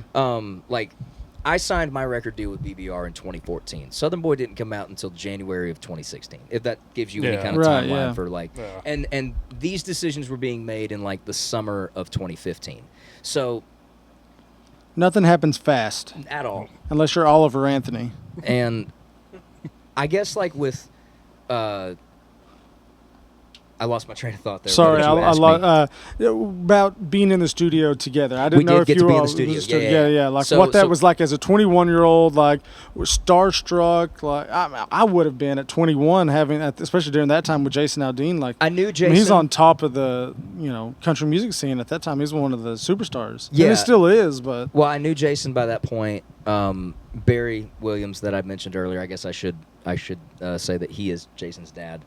So like that was, I'm not trying to say that like I had the connection of Aldean before Southern Boy. Jason was more or less like Barry's son to me, and I didn't ask him music industry questions because I didn't want to overstep that line. Like I said, the lesson that I learned from Justin Moore is like these people are human. These are human beings that are trying to live lives away from the stage. So like, treat them as such. Yep. And so I went into that respect with Jason, and I think he respected that, and that's kind of why I got to do the song with him, because I remember there being at least one day that Jason didn't make the studio, and he personally called me to apologize. And then the next time that he ended up making it in the studio, like I got to be there, and I watched him do his vocal for Southern Boy, and that's a cool memory that I'll never get to, like that's just a really cool thing that I get to go back to for me. Yeah, it's like watching Saving Private Ryan for the first time. Well, you can't ever get it back. And it's like it's a great movie. Don't look you at me said, like that, man. Colin. Like people don't get to do their first single as duets with Jason. And if anything, it's flipped. Yeah, it's like and there's good and bad about that. Like I had a handful of people say like, hey man, maybe you should put out like a single on your own before you do the duet. And honestly, I agreed. Like I thought that was the better move, but it wasn't up to me at the time. Yeah. Right. And I was willing to take the cards that I was dealt, and I was trying to win the hand. Yeah. And I felt like I had a pretty good hand with Aldean on my side. Yeah. And ultimately, man, like I said, I'm proud to be a part of that story, and I'm very proud of what that song did. And it was a chapter. It was a stepping stone, and where I am now. So backing up another chapter, I'm assuming pre all this was The Voice, right? Yeah. So how did you? Was this like I'm going to do The Voice? No, my mom signed me Your up. your mother signed you up. Yeah, my mom Okay. actually signed me up and then told me after the fact that she signed me up. So God, you gotta love moms sometimes. I was 17, so I'm like 3 years into like playing pizza places and places like Friends at this point. And my mom is being told by people like he should try out for The Voice. Like he's really good. You should try out for The Voice. Like people do when you play music. And I didn't know what The Voice was, so like it always just was. I was just like, How old? What year was it? 17. 2011. It was 2011. 2011. Yeah, Oh season yeah, 2. yeah. So it was early. Like was The always- Voice. it was brand The new. Voice wasn't like what it is now. No, it was like brand new. Like Okay. the people, like I didn't know what it was. Truthfully, like when I found out I was gonna do it, and Where mom said, "Baby, you're doing this." mom literally said, "Mom goes, so I did a thing. Oh no. Don't be mad. I signed you up I did like, I don't know what she did. She signed me up for The Voice. That's how she said it. She signed me up for The Voice. They sent her an email back and said, we actually had come across your Reverb Nation page, which used to be a real thing. I remember Reverb Nation. We were actually trying to find a contact for Jordan. We wanted to see if you wanted to come do one of those auditions that they that's do. cool. Yeah. Since you've reached out, would you like one? And so I was like, yeah, I'm not doing anything. Why not? Same thing as the Justin tour, man. It was just one of those things where I was like, I can't believe this is falling in my lap, but yeah, let's ride it out. Let's see where it takes me. And it was probably like I did one audition for some producers where they cut me off mid-song. I don't remember what song I sang. And I was just like, oh, all right, I drove all the way down to Atlanta for nothing. Okay, whatever. And I went home and I didn't think about it again. And then I got another email from the same producer that emailed my mom the first time that said, we would like you to fly out to L.A. for a second round of casting. Are you free these dates? And I'm a high school student at this point. I'm 17. I'm going into my senior year of high school. And they're asking for like 7 solid days of me out in L.A. And I was like, I'm a high school student. I don't know that I'm allowed to do this. And so now they start to explain to me that there's like this whole process for students that do this, that they have like teachers and tutors on staff. And I worked with one while I was out in L.A. for the whole thing. That like I had a certain number of hours that I had to like sit in there and get my schoolwork done. Yeah. And so I went to my high school with that pitch and they bought it.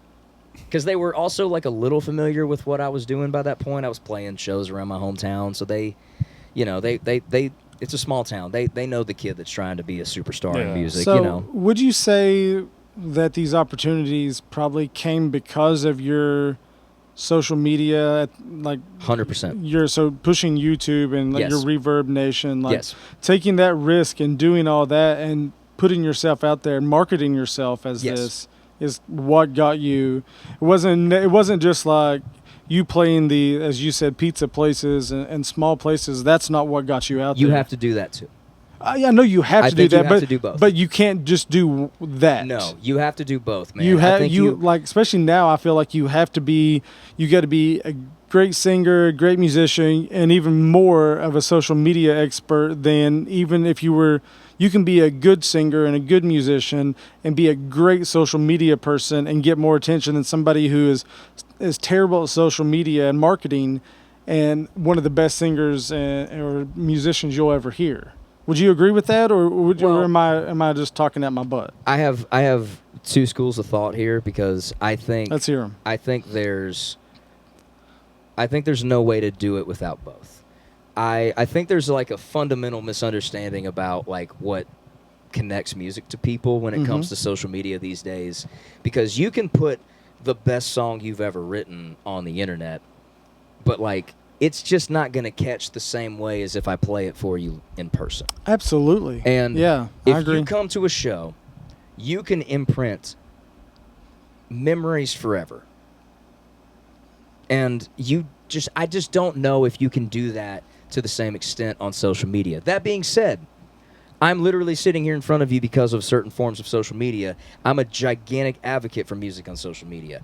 I can't listen to new artists in Nashville anymore bitch and fucking moan about how they don't want to be on TikTok and they don't want to be on Reels and they don't want to be on this and they don't want to be on that. Then go the fuck home. Yeah, then you don't want to be a musician. You don't want to be in it then. You gotta like do if what you gotta want do. to be in this, then it's part of this is Absolutely. self-promotion. Yep, you have and to. if you don't want to do part of the work and you just want people to find out about you, this ain't 1980 anymore. 1990, no, you can't do that anymore. People aren't going to do it for you. You have to do most of this heavy lifting, if not all of it, for yourself. And like some of my friends, so I have my own website for people like to reach out if people want me to do studio time or fill in or whatever.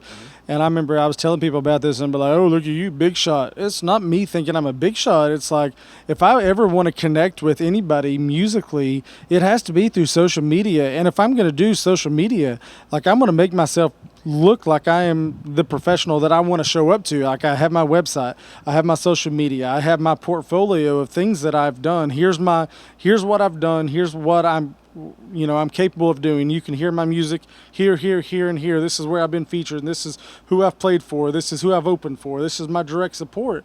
It's not being cocky about yourself or what you've done. I mean, you probably could be, but if you're going to be professional about it, you need to have things like that ready, like you were talking about your Reverb Nation page. Yeah. Like, that's basically all that was like a, hey, here's who I am. Yeah, well, I and don't this think... is what I do. And that was in 2013, 2009, 10, 11, 12. I was on Reverb Nation and MySpace. That was like where I was getting my music out that's to the people. Facebook That and was the TikTok thing, of And then the it was day, yeah. Facebook, and then it was YouTube, Right. and now it's TikTok, and there's always going to be a thing from here on out. Yep. When it's not TikTok, it's going to be something else, and they'll bitch about that too. China. But like you have to be able to promote yourself in the market that you're Absolutely. working in. Right. Yeah. If you're not going to do social media, then you're doing a detriment to yourself. I don't care how good your music is. Yep. Yeah. Tyler Childers posts on Instagram. Yeah. On TikTok. I see it all the time. I follow him. Like, everybody that you listen to that you think is an advocate against social media isn't. If you're an artist out there, part of this is like advice. Yeah. Yeah, we'll Get take on it. social media. Absolutely. And find out a cool way to present yourself. I'm not asking you to do dances, and I'm not asking you to do points, and I'm not asking you to do prompts that everybody does. You can do stuff that looks different, but think about it kind of like your art. Yep. You would sit down and think about a song until it was different. Think about your content Yeah. until it's different. Yeah. Yeah. It's as simple as that. Yeah, and There's a it's laziness seeing that goes and- into, I don't want to do it. Well, it's here to stay. Yeah. It's not going anywhere. No, it's not. So It's not at all. And like I've told multiple people, like you saying they aren't willing to put the work in. There's only two reasons that you fail at anything, and especially in the music industry, you either didn't work hard enough, or you quit. you quit. You go home. That's the only two reasons that you Yep. fail. And now we'll do a little doodad thingamabob from our sponsors for And the afternoon. Maybe Jordan plays us a song. And then when we come back, maybe Jordan will play us a song. I could after we do definitely this. play y'all a song. We'd love to hear you play a song. Attention, all rebels with a cause. Are you ready to ride for a brand that blends rugged military precision with the timeless style of the West? Look no further than Cowboy Revolution Apparel Company. Whether you're hitting the open road or just want to make a bold statement, Cowboy Revolution has you covered. From hats to t-shirts and everything in between. Each piece is designed with a cowboy code in mind: honor, integrity, and a dash of rebellion. And just for our listeners, we've got an exclusive offer. Use our promo code GRC15 at checkout and get 15% off your entire order. That's right, 15% off to join the revolution in style. Use our promo code GRC15. So saddle up, gear up, and ride with Cowboy Revolution. Visit cowboyrevolution.com today.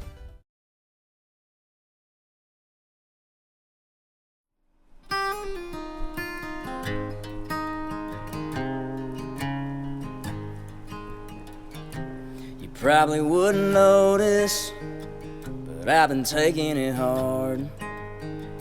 Making going through the motions look like a work of art. I know it's all sunshine outside, but inside it's all rain. I'll have you thinking I'm alright soon as I take the stage and the show goes on. I'm getting good at acting like I'm so strong. When everything is going wrong, I smile right through the pain, break a leg and stand up tall. The show goes on like it never even happened at all.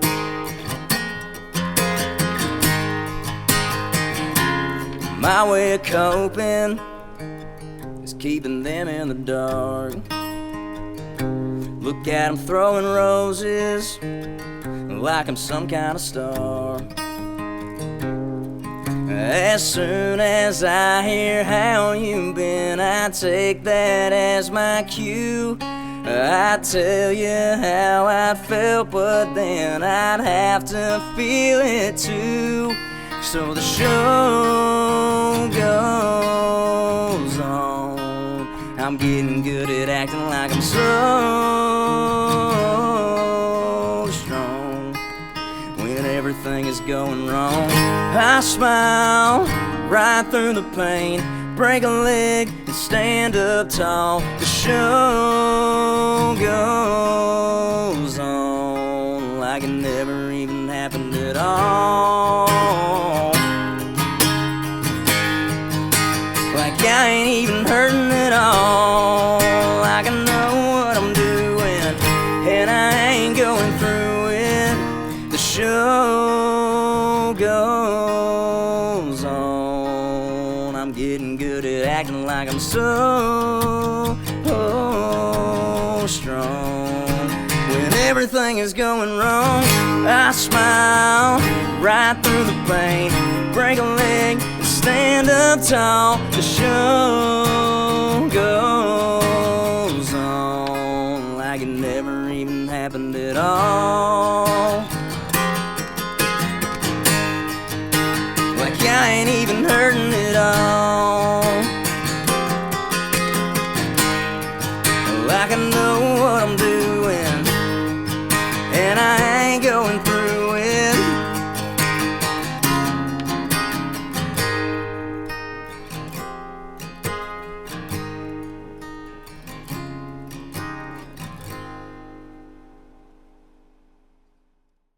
What was the name of this song again? So The song is called "The Show Goes On." The Show Goes On. Well, that was a lovely song. I loved Thank it you. so It was much. really good. Thank you. What was your inspiration for the song? Did you have an inspiration, or was this just a moment where you sat down and said, I'm going to write a song? I think inspiration struck. Okay. You know, Yeah. I sat down with two really good friends of mine who I write a lot of music with, Clayton Shea and Justin Holt. Both of them are great songwriters and artists. Y'all should check them out too. We were back in April of this year. We were sitting down to write something. We didn't know what we were going to write. That's how it works in Nashville. It's like you sit down with nothing and you hope you come up with something. So is this like a session where you're just going to go write a song that day? Yeah. We're just it's a So, okay. songwriting session between three songwriters. The goal is to get a song.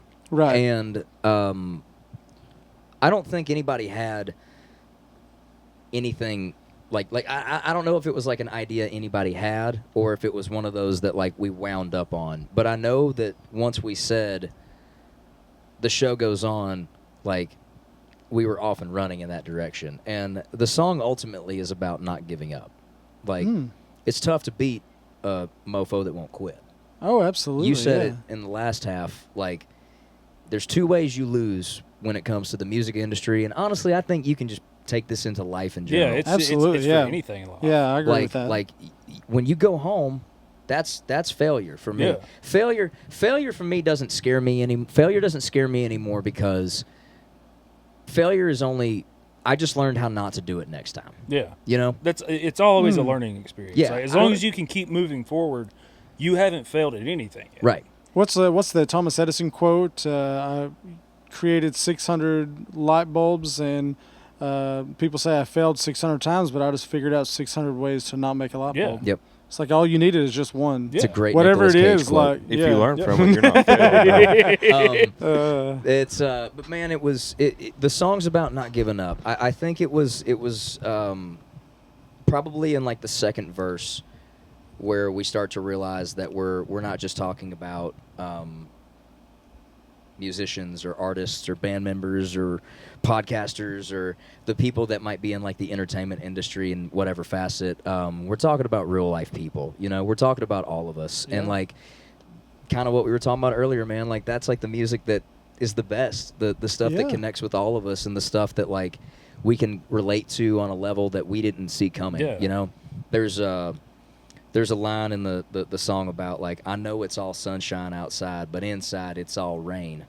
And it's kind of like, yeah, it's nice outside, and yeah, I might not appear frustrated or upset or bothered by something, but I probably am, because I'm a human being and I'm an adult. Yeah. And I've got responsibilities that are weighing on my shoulders. Yeah. And for me in music, the show always goes on. For y'all, it's that way. Like Oh yeah. you have a bad show and you go on like it never even happened. You got to at all. have a memory like a goldfish in the music 100%. industry. You The know? first lesson I learned in the music industry was thick skin. Yeah. Oh, you gotta have thick skin. You have to have thick skin if you're Yeah. going to exist at all in the music industry, because you're going to hear no so many more 100 times before you hear yes, and then that yes might Is not a- work out. Yeah. Yeah, or it's like a half-ass. Like, Yeah. you know, it's Hey, if you're but going to sometimes, you know, being persistent, because that's what I did with her. You know, she said, yeah, and now we're getting married. So and like you got I to said, be persistent with things in life, though, too. Absolutely, and that's also what the song is about. It's just like having persistence, and I think that's Yeah. kind of like what I hope somebody takes from my music at this point. And I could not have possibly imagined that for myself when I was 19 years old, that I Yeah. would say that at 30. I hope somebody sees persistence in my career at this point. I hope they see a 19-year-old that moved to Nashville with absolutely nothing to do with himself other than make music. Yeah, I mean, And then I made some music along the way through my 20s, and you kind of can see, I feel like you can kind of see a little bit of evolvement throughout all of that. Like there's the Broken Bow phase, which is Southern Boy and Know Your Name and Underage and whatever. And then there's the Riser House is my next record deal, and that's the Colorblind and the Wrong Ones and Where You Been All My Life, Habits and Hearts. And, you Which know, is somebody's... one of my favorites by you, by the way. Thank you, That's- man. That's one of the Well, and honestly, true dude, country songs. like, that's the kind of song that I moved to Nashville to write. yeah, I mean, love Southern Boy. I love what it did for me. I love Know Your Name. I love what it did for me. I love the connection that it makes with people. The song doesn't have to break your heart or change your life every time. Yeah. Absolutely. But, yeah. man, sometimes I want it to. Yeah. And I didn't feel like I was putting out music that was breaking anybody's heart when I put out Habits and Hearts, which is why I put it out. Yeah. I had that EP. Basically, like, those 4 songs were 4 songs that I wrote and meant the hell out of. And I just wanted people to hear them. And then the pandemic hit, and I had nothing to do with myself, so I said, Nope. F it again. Let's see Nope. what happens. And, man, like, honestly, it's one of the projects that I'm most proud of, and I put the least thought into, because it's just 4 songs I believe in. Hope you also like them. yeah. Sometimes that's the best way, though. You know, you just gotta say, you know what, this I believe in this, and other people will believe in this too. It might not resonate with everyone, but you don't need everyone to like you. You don't have to be a Taylor Swift and get. You can be. Can't measure success and by what other people think of you. For sure. You have to measure you being successful as a musician. Like, I don't need to be playing stadiums to be successful. I don't need to be playing even like Bridgestone Arena down the road to be Right. successful. I'm perfectly content playing honky tonks and Yeah, bars. that's like for me, you know, like, you don't- I've had a lot of people tell me that I need to give it up because I'm almost 30 and I still work at a bar in Kentucky. But on top of that, like last night, I worked a music festival with Tyler Booth and Taylor Austin Dye as the headliners. The year before that, I mean, I've got to run monitors for Ricochet and Keith Anderson, and I've done shows for Craig Julie Campbell Roberts. and Julie Roberts Yeah. and Artemis Pyle from Leonard Skinner and everything Yeah. like that. And I'm like, how can you tell me that I need to give it up? Yeah, I'm spend most of my time working at a bar, but at the same time, like, It's I'm getting these opportunities. yeah. Success is what But you it make also it. it makes Like, you happy. If But look you're at happy, Yeah. That's what I was Like, gonna say. that's all it is. Success is what you make it, because do y'all know Corey Smith? Yeah. Yeah. The artist Corey Yeah, Smith. absolutely. So like, I grew up in Georgia, and Corey Smith is a Georgia legend. In the music community, he is like folklore in the music industry Oh, yeah. and down in Georgia. And I loved all caps, loved his music when I was a kid. It was so different, and it blended all these different elements of music that I really, really dug, which was like the fast rap of hip hop and the lyrical storytelling of country music and Americana. And he was writing songs that nobody else was writing. And long short of it, that's not somebody that I ever in 1.5 million years thought I would have any connection to, or I would get to like work with in a professional capacity. Yeah. And then last year he put out a record where me and him wrote 2 of the songs together. wow. And he's like a buddy now, and like somebody that we text about like family shit. Like, Yeah. I have like a picture in my phone is a screenshot of him congratulating me the night that me and my wife got married, when we eloped. And like, it was like, how is Corey Smith texting me congratulating me about? Yeah, it's That's crazy. a bigger W for me than however far up the chart Southern Boy got. Yeah. Right. That's a bigger W Yeah. for me than whatever headlining tour I haven't played yet. Yeah. Yeah. I hope I get to play them one day, but man, like, I love what I do for a living, and like, to get back to the show goes on kind of idea is kind of like, man, I like this song.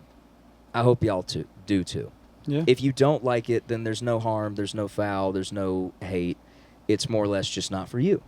And my music is, I think art has to be selfish to a certain capacity. No, I 100% agree. I think you have to have, like I said, your reason for doing it. Otherwise, you're just doing it because. Yeah. And I am done doing it just because. I feel like I've finally found like that real reason to say the things that I want to say, and that makes me very excited about the new wave of music that I'll be coming with very soon. Yeah. It's like and the show is part of that. Yeah. It's like I was talking about earlier, like my love of Cody Johnson. It was like he's, in my opinion, like being authentic, and it might not be your brand of country music, but his fans, like you were saying, like fanatics. Yeah. Because he's genuine to himself, and I think if anybody who does music or art or whatever it is that you're doing, mixing music at a bar, or like me and Willie playing local, clubs, like if you're passionate about it and you're having fun doing it, who cares? Well, I know people who You know? have reached the upper echelon that walked away from it. Yeah, I'll be totally honest with you guys. I never reached any upper echelon. I never was like a big deal in anybody's mind. I have no grand disillusions of my status in Nashville. But I did go through the radio tours, and I went through the record deals, and I went through the rigmarole that kind of mainstream puts you through. And for better or worse, I didn't like I didn't like how I felt when I went through it.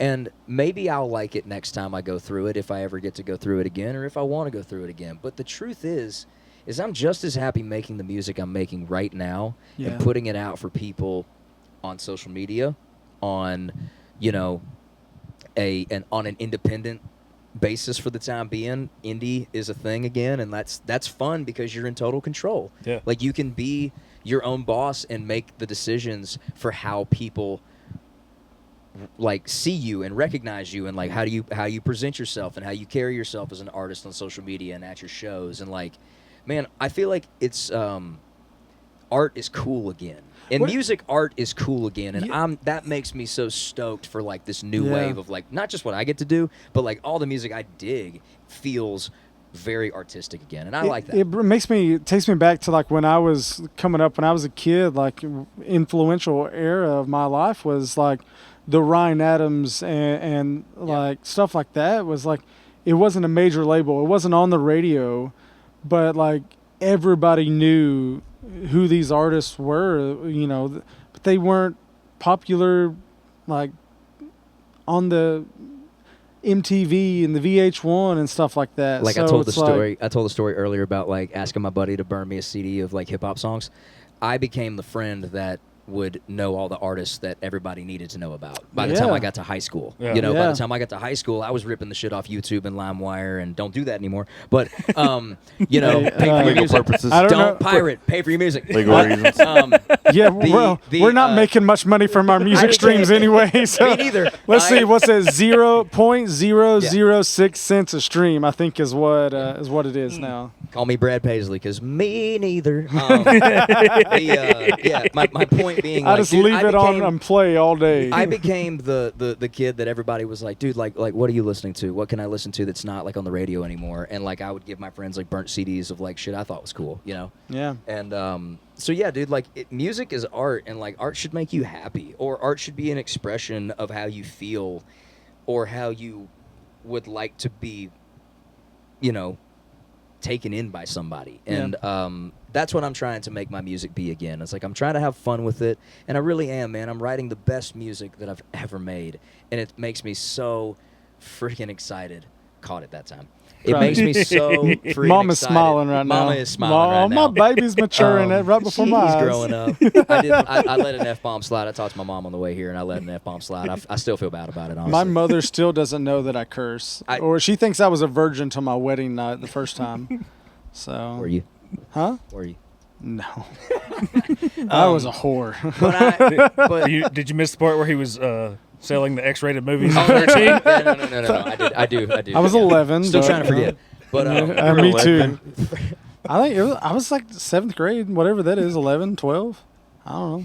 I got started can't making math. music because I loved it, because I wanted to. Yeah. And now I'm getting back to making music that I love and that I want to make. And that excites me. And the show is absolutely like one of the first steps that I get to take in that next journey. So one of my first degree is in culinary arts. So I was a professional chef for a little while, and one of my influential chefs that I was a fan of as a kid, Thomas Keller. He's a world-renowned chef, and he always says like food is an art, and I think it is too. Like even if you're cooking in your kitchen, it's art. You're putting things together. I have pictures on my phone of like very pretty dinners I made myself. Well, it's not even that. Like, that's beautiful as well. But you're taking it's beautiful. You're taking things that aren't together, putting them together to make it and it's the same way with music. Like you're taking ideas and thoughts and chords and structure and putting it together to create something, but to be able to do this time and time again, you have to be astonished by everything.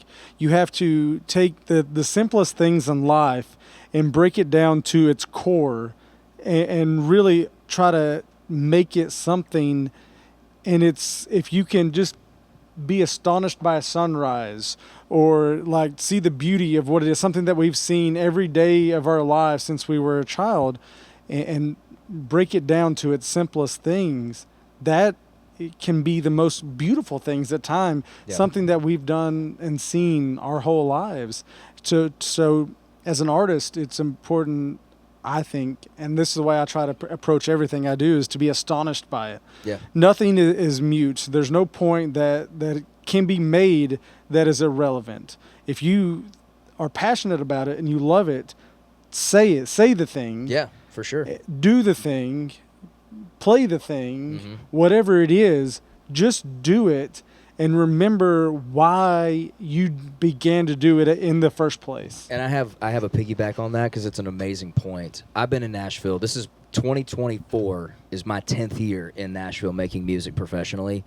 And I have more music that I'm proud of that I haven't released than I have music that I'm proud of that I have released. Wow. I'm going to say that again because I don't want it to sound like I'm not proud of the music that I've released, but there's more music that I'm proud of that I haven't released.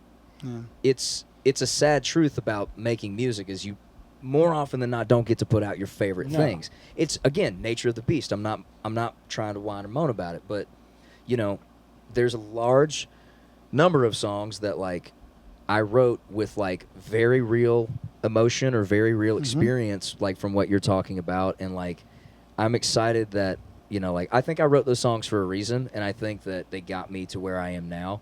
And, like, that's honestly why there's a whole bunch of, like, hey, man, just be patient with me. It's coming with my career. If you follow me for a long time, there is a lot of, man, he was going to put this out and then he didn't. Or, oh, I saw him on tour with Justin Moore. And, hell, like, all of those songs that I played that night, I think Southern. No, I didn't play Southern Boy on that tour. Yeah, Southern Boy had. Feels like one of them was one of them which got released. Yeah. I remember playing a song called Small Town Skyscrapers that ultimately got released. But most of that music didn't, man. Yeah. And, like, I spent a lot of that tour promoting music that never came out. Yeah. I did that for most of my career. Yeah, I remember for there was one reason or another. Called, like, How to Girl Like You Get Lonely or something like that. Yeah, and man. There was Party Like You. Mm-hmm. Gosh, you had a great youth, because my memory doesn't work that way. I've abused my mind, I guess.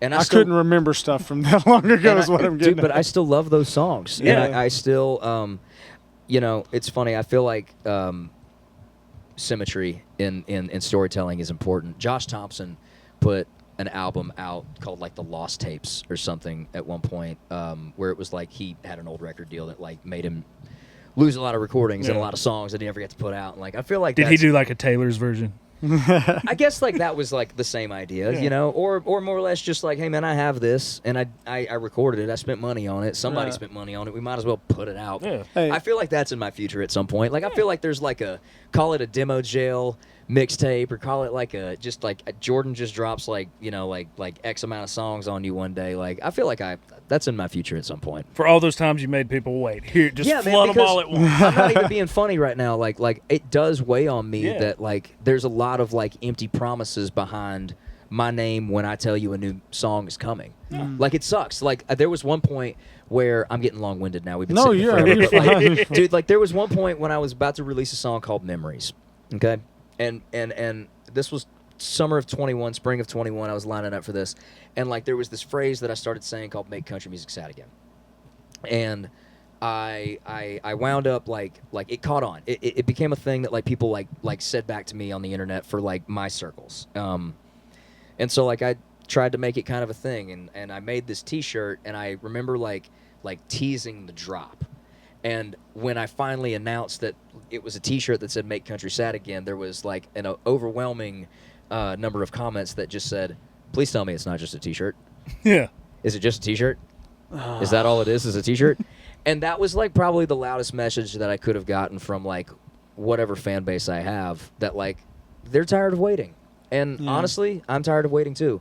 And I hope they know that it wasn't me that was keeping them waiting. It was a lot of things out of my control. You guys are all in the industry. You can understand that. I mean, Like, there's like certain things that I'm just not going to go into on air that wouldn't interest people. It's not tea. It's not drama. It's just not interesting Just to regular. logistical It is things, literally yeah. That's how it works. reasons. Yeah. That's all it is. yeah, Like, some aspects of this And industry are honest to God, extremely dude, boring. well, Yeah. and honest to God, I'm thankful that they didn't work out better, because I wouldn't be sitting here. I wouldn't be married to the woman that I'm married to. I wouldn't have the dog that I Preach. have that I would die for. Dude, like, I wouldn't have the life that I love right now. So, yeah, like, I wouldn't. I'm not I mad never about how would things have didn't met. work out. I never would have met my fiance, the love of my life, if I would have been some successful, playing arenas and stuff. I met her at a bar gig, Yeah. and I walked off the stage and said, "I'm gonna need your number." And I wouldn't now be I'm making the happiest I've ever been in my entire life. 100%. Yeah. You wouldn't be where you are Exactly. right now without the decisions in between. Uh-huh. And I wouldn't be making the music that I'm making right now without the decisions in between, whether I made them or not. Yeah. You know? Yeah, I think people don't realize that. Like today, we got lunch. Me and my fiance. The guy I play with. He was down here at the rodeo last night at Bridgestone, and so we went to Jason Aldean's and got lunch and stuff. And I was like, "Hey, when's our new single coming out? Isn't it at the end of this month?" And he was like, "No, it's October." And I was like, "I thought it was this month." And he goes, "Well, it was, but we had to push it back and stuff." And I mean, and we're not a label or on a Reasons. record deal or anything. Yeah. Just crap happens. Reasons. You It know? just it just happens, happens man. stuff. Like I mean, I was just Your like, huh? your regular job, that Yeah. deadline gets missed. Reasons. Yeah. Like Yeah. it happens, Just man, in the happens. music And- industry too. And there's no difference in that. Like people don't realize. Like if you had to guess, since you're a songwriter here in Nashville, how many songs are written a day in this Oh. city? I don't- Hundreds of thousands? Yeah, Probably 100 hundreds. Hundreds at least. a day. Maybe even thousands. But I and can that's tell just you, and that's just here. I can tell you for people who are exactly. Not exactly. I don't know the exact number, but like ballpark figure. ballpark figure, the number of songs that I've written in the last 10 years of my life, I could tell you like a close number, because I have like almost all of them like in like notes on my phone where it's like 2018 songs, 2019 songs, 2020 songs. There's Those like, 2020 songs were the sad country music shirts. Were they? oh, yeah. Well, they all are, because I know, that was I'm the music I just liked. But I was playing. mean, it was a depressing time for all of us. very sad I time got for fat all of us. again. Man, It was there's 3 terrible. years, dude. There's 4 years running here where I wrote 3 digits. I wrote more than 100 Yeah. songs in a year. Yeah. You Wow. didn't. And that's just you. And That's there's- just me. Yeah. Like, Like I've people don't probably realize written- like how saturated the like. There's probably hits that's written every day that will never come to light ever. Ever. They'll never see the light of Yeah. day. And it's they could sad. be the biggest song in music Yep. if people would just take the time to invest in it. It's all about timing. Do y'all know Adam Yep. Doliak? Who? No. Adam Doliak. He's another No. artist in Nashville. Me and him, he's a baseball guy, so me and him were talking one night about the comparison between the two, because it's a crazy thing, because when you play baseball, if you hit 400, and this was the point that Adam made, if you play baseball, you hit 400, you knock in 100, and you are good for like 30, 40 home runs and like, however many 100 hits, you're going to get a chance. Oh, they'll hand you blank checks if you can put up those numbers. You're going to get a you can- chance. Yeah. Yeah. In the music industry, that comparison doesn't get a fair shake. It's all about timing and who you know, and did you move here? Did you do this? Did you put this song out? Did you? There's again reasons. There's things out of your control that you can't control. There's nothing you can't go back with the knowledge you have now and fix it and do it the right way. There's no formula to this thing. You're making it up as you go. All of us are. Yeah. You know, and yeah, dude, that's like part of the beauty of it for me is like you said, like you wouldn't be sitting here with a fiance. I wouldn't be sitting here with a wife. I wouldn't be talking to 3 dudes with a podcast right now. Like this is life, and that's the coolest part about it is like you make your choices and you just kind of see where you go. And it's beautiful. That's the beautiful thing about it. Yeah, man. Closing thoughts. What would you say? We've been a little serious. I want to end on a lighter note, and your closing thought on the craziest thing that's ever happened to you at a show. Or the funniest thing, or what's like something that's happened at a show that you would never forget. So my craziest show story, real quick, it was the first night of the Justin tour. Okay, so I was so excited to get on that stage, and the way my stage worked, you saw it. Yep. I was on the catwalk. Yep. So like they set my microphone at the end of that catwalk, and then like I basically figured out like I'm playing to the pit. Like I'm just that catwalk is like my stage, right? Because they're changing the stage for Justin behind me, right? So I stick to that. And I remember going out there the first night, and I'm gonna have to stand up to do this, but it'll be funnier. So I'm wearing like cowboy boots that have been recently resold, and I wanted them to look good for the tour. Ooh, leather soles. I feel like I see where this is going because I've done the same thing. If I don't think they were leather. Okay. I think they were like loud. They were like.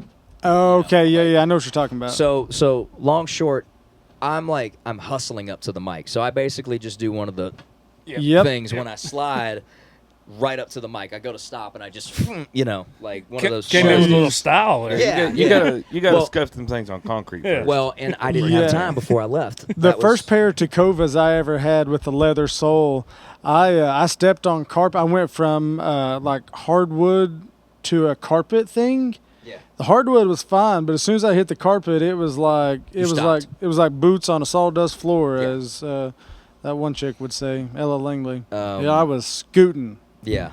Well, I scooted and I caught myself, and it kind of broke all the tension that I had like built up for myself. See, if that would have been me, I would probably let out a fart because I'm old. Well, I'd have scooted and farted and thrown my back out. The funniest part of that story is like I didn't fall off stage that night, and like Justin wound up falling off stage twice that night. Oh God! 2 different times he took a wrong step just because the stage is new. Yeah. And just whoop, there he goes. And then dude, that was that's funny. I'm sure there's funnier. Like I remember one time I kind of took my hands off my guitar to say like, "What's up, everybody?" And the strap just came off and it went face down, and it's just making this horrid bang sound as it hits the ground. And I'm literally standing there like this. For that reason, just hand in the air, just like I can't look cool after this. I'm just gonna, I guess I'm gonna pick just this Ricky up. Bobby in it. Yeah, I'm just gonna. I don't know what to do. Right that now. reason, I do not know what to do with my hands right and now. that reason alone is why I use Levy leather straps on all my instruments, because it fits on those on your like whatever you call them. Strap locks. Well, I got strap locks. I don't do after strap that. locks, but like Levy leathers straps, you can't. I struggle taking them off intentionally. Yeah. So Levi's, if you want to. Oh wait, no, never mind. They do. All right, so. So I got one question. Colin's got one, and then we'll wrap it up. You have done something, and I feel like you've done it multiple times. Played the one venue somehow that everybody that has ever listened to country music ever has wanted to step on, the Opry. How'd you do that? What was that like for you? Just that whole experience. Talk us through that day. I would have of cried pulling my eyes up out. there. I did. Oh yeah, I did. You get to go in the artist entrance for the first time ever, and they're so sweet, dude. And step in the circle. They're so nice. So like you walk in and like, well, so first of all you drive up to the Opry like in the back way, where the parking lot is, and you kind of like roll your window down, and the little guard like, "Who are you? Get out of here! No tourists!" No, I'm playing. They're super nice. They're like, "Hey, how you doing?" And I'm kind of like, "Hey, I'm playing the Opry tonight," and I'm expecting them to be like, "Yeah, right." No, this guy. No, and they go, "All right, what's your name?" And so I say Jordan Rager, and they find it on the piece of paper, which like that was like honestly the thing Page that I 14. thought wasn't going to happen. All right. Yeah, I just Oh, was there like, you I was are. like, they're gonna forget my name. Like that's gonna happen for sure, and they Oh, didn't God. because the Opry's the freaking best, man. Like Yeah. like you get to walk in that artist entrance and they treat you like royalty. It doesn't matter who you are. It Yep. doesn't matter if you're playing the Opry. I had family with me that they didn't know from Adam that didn't walk in with me, and they still treated those people amazingly, you know? Right. And so, man, it was really cool. You can't find it on YouTube anymore. I guess like Opry did like a whole like reset of their YouTube at one point, but like there was an episode of like my Opry debut that was up at one point, and it kind of went through it like detail to detail. And it was just really cool, man. My pawpaw got to be there. My brothers got to be there. My mom and dad were there. A little side note, my uncle, his name was Kenneth Smith. He played drums for the Opry band for a little while, and he wound up randomly being the drummer that night. Wow. So that awesome. got to be a cool little detail.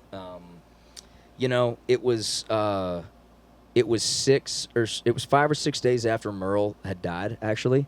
It was in April of 2016, and it was a couple of days after Merle's death.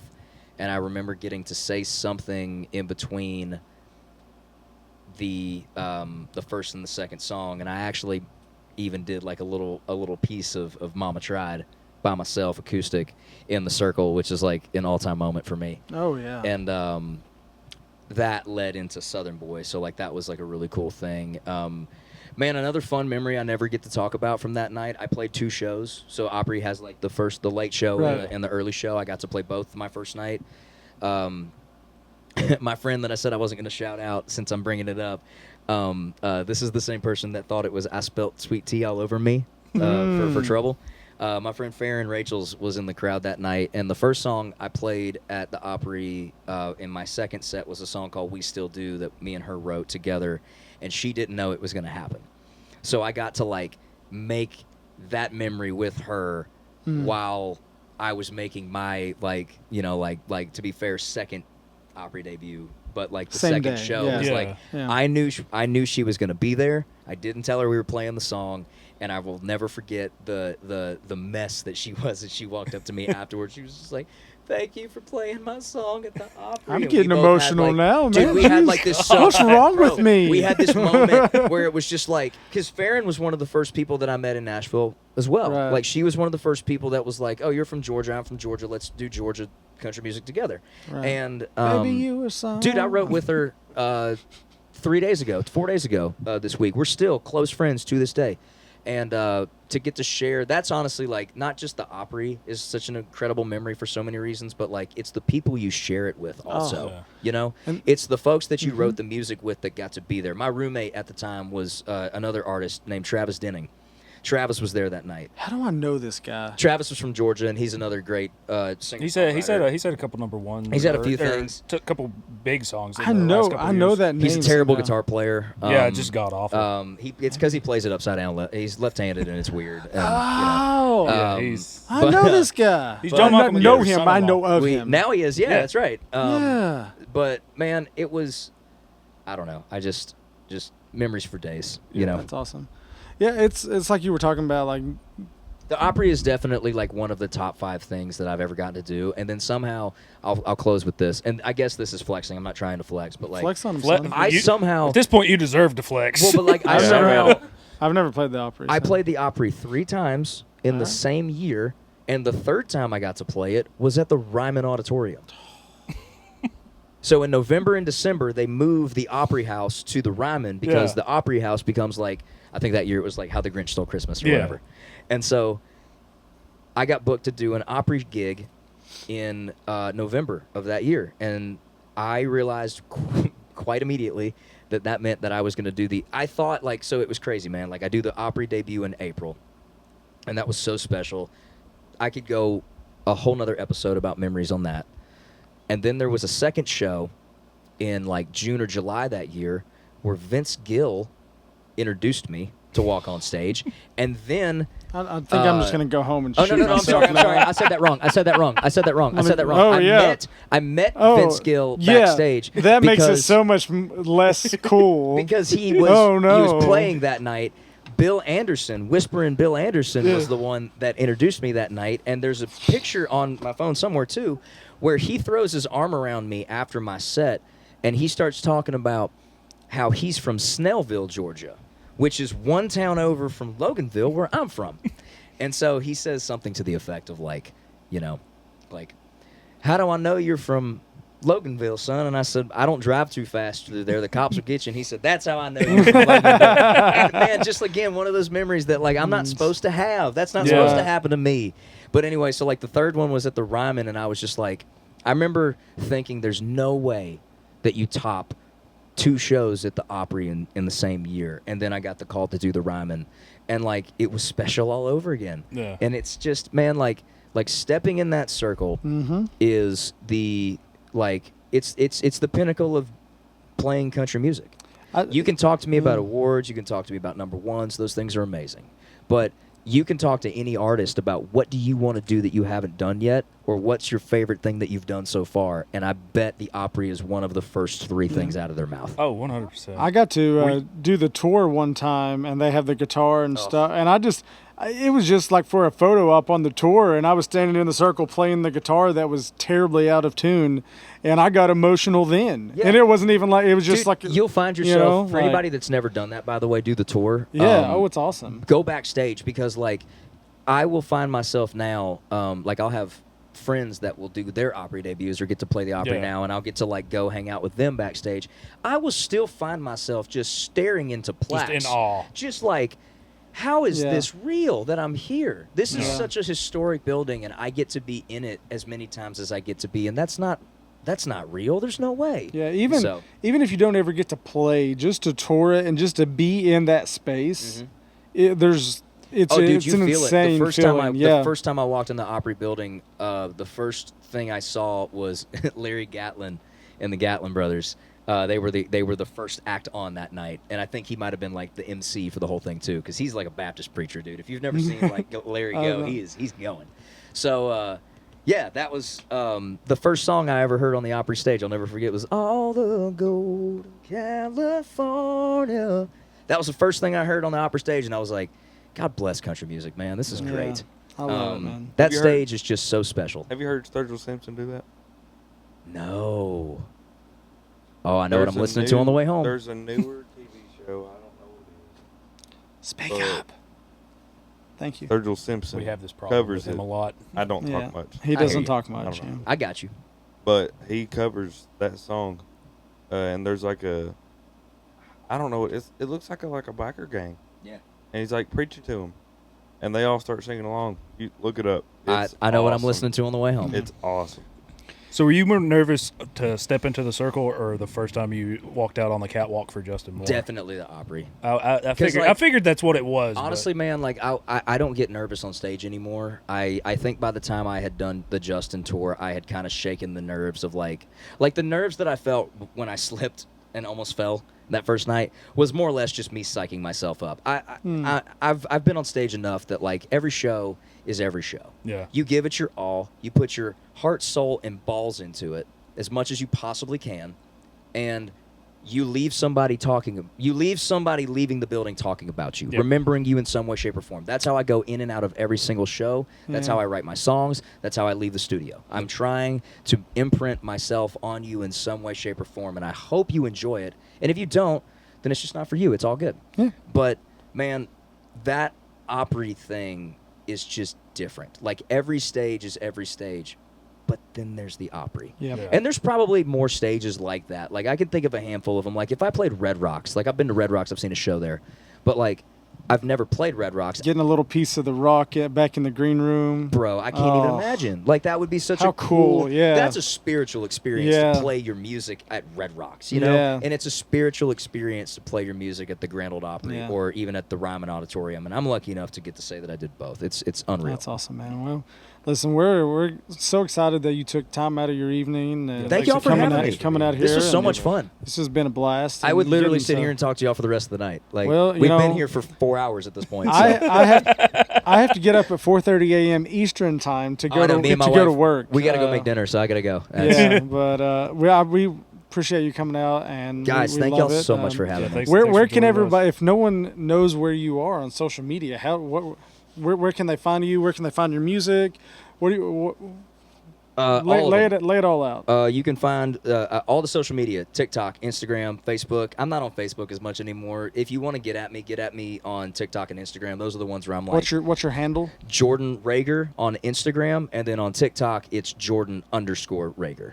Some bitch had my name already, and I couldn't get it from him. So, but I'm Bitches. verified on both of them. And like, while we're here, don't talk to Jordan Ragers that don't have a blue check. I'm not trying to flex, but I have a blue check on all of my stuff. So if you're talking to a Jordan that doesn't have a blue check, it's not really me. It's the Sultan of Egypt wanting yes, your money. yes, Needing your it help. is the Sultan wanting your money, and When he reaches out to you gotta help him, man. And I'm very active on my socials, as I said earlier. Like, I don't post as much anymore. I'm about to start, and I'm trying to get my content back out there. But I'm commenting all the time. I see all the DMs, and I see what people send Well, me. I'm Hell, gonna that's how slide I'm into sitting them here, later. you know? Yeah. So we got some stories to talk about, dude. me and you, yeah. Let's do another episode sometime. Let's do it. This was y'all's away game. I'll do the home game with y'all sometime. Hell soon. yeah, we'll do Absolutely. it, man. I'll give Corey a call when he gets back off tour and make him come down. God damn it. Sounds good. Well, we appreciate you, man, so much. Thanks for coming out, and we hope to do this again. It'll be a good time. Bless. We'll play some music. Yeah, thank you guys. Yeah, thanks, man. Yep. All right.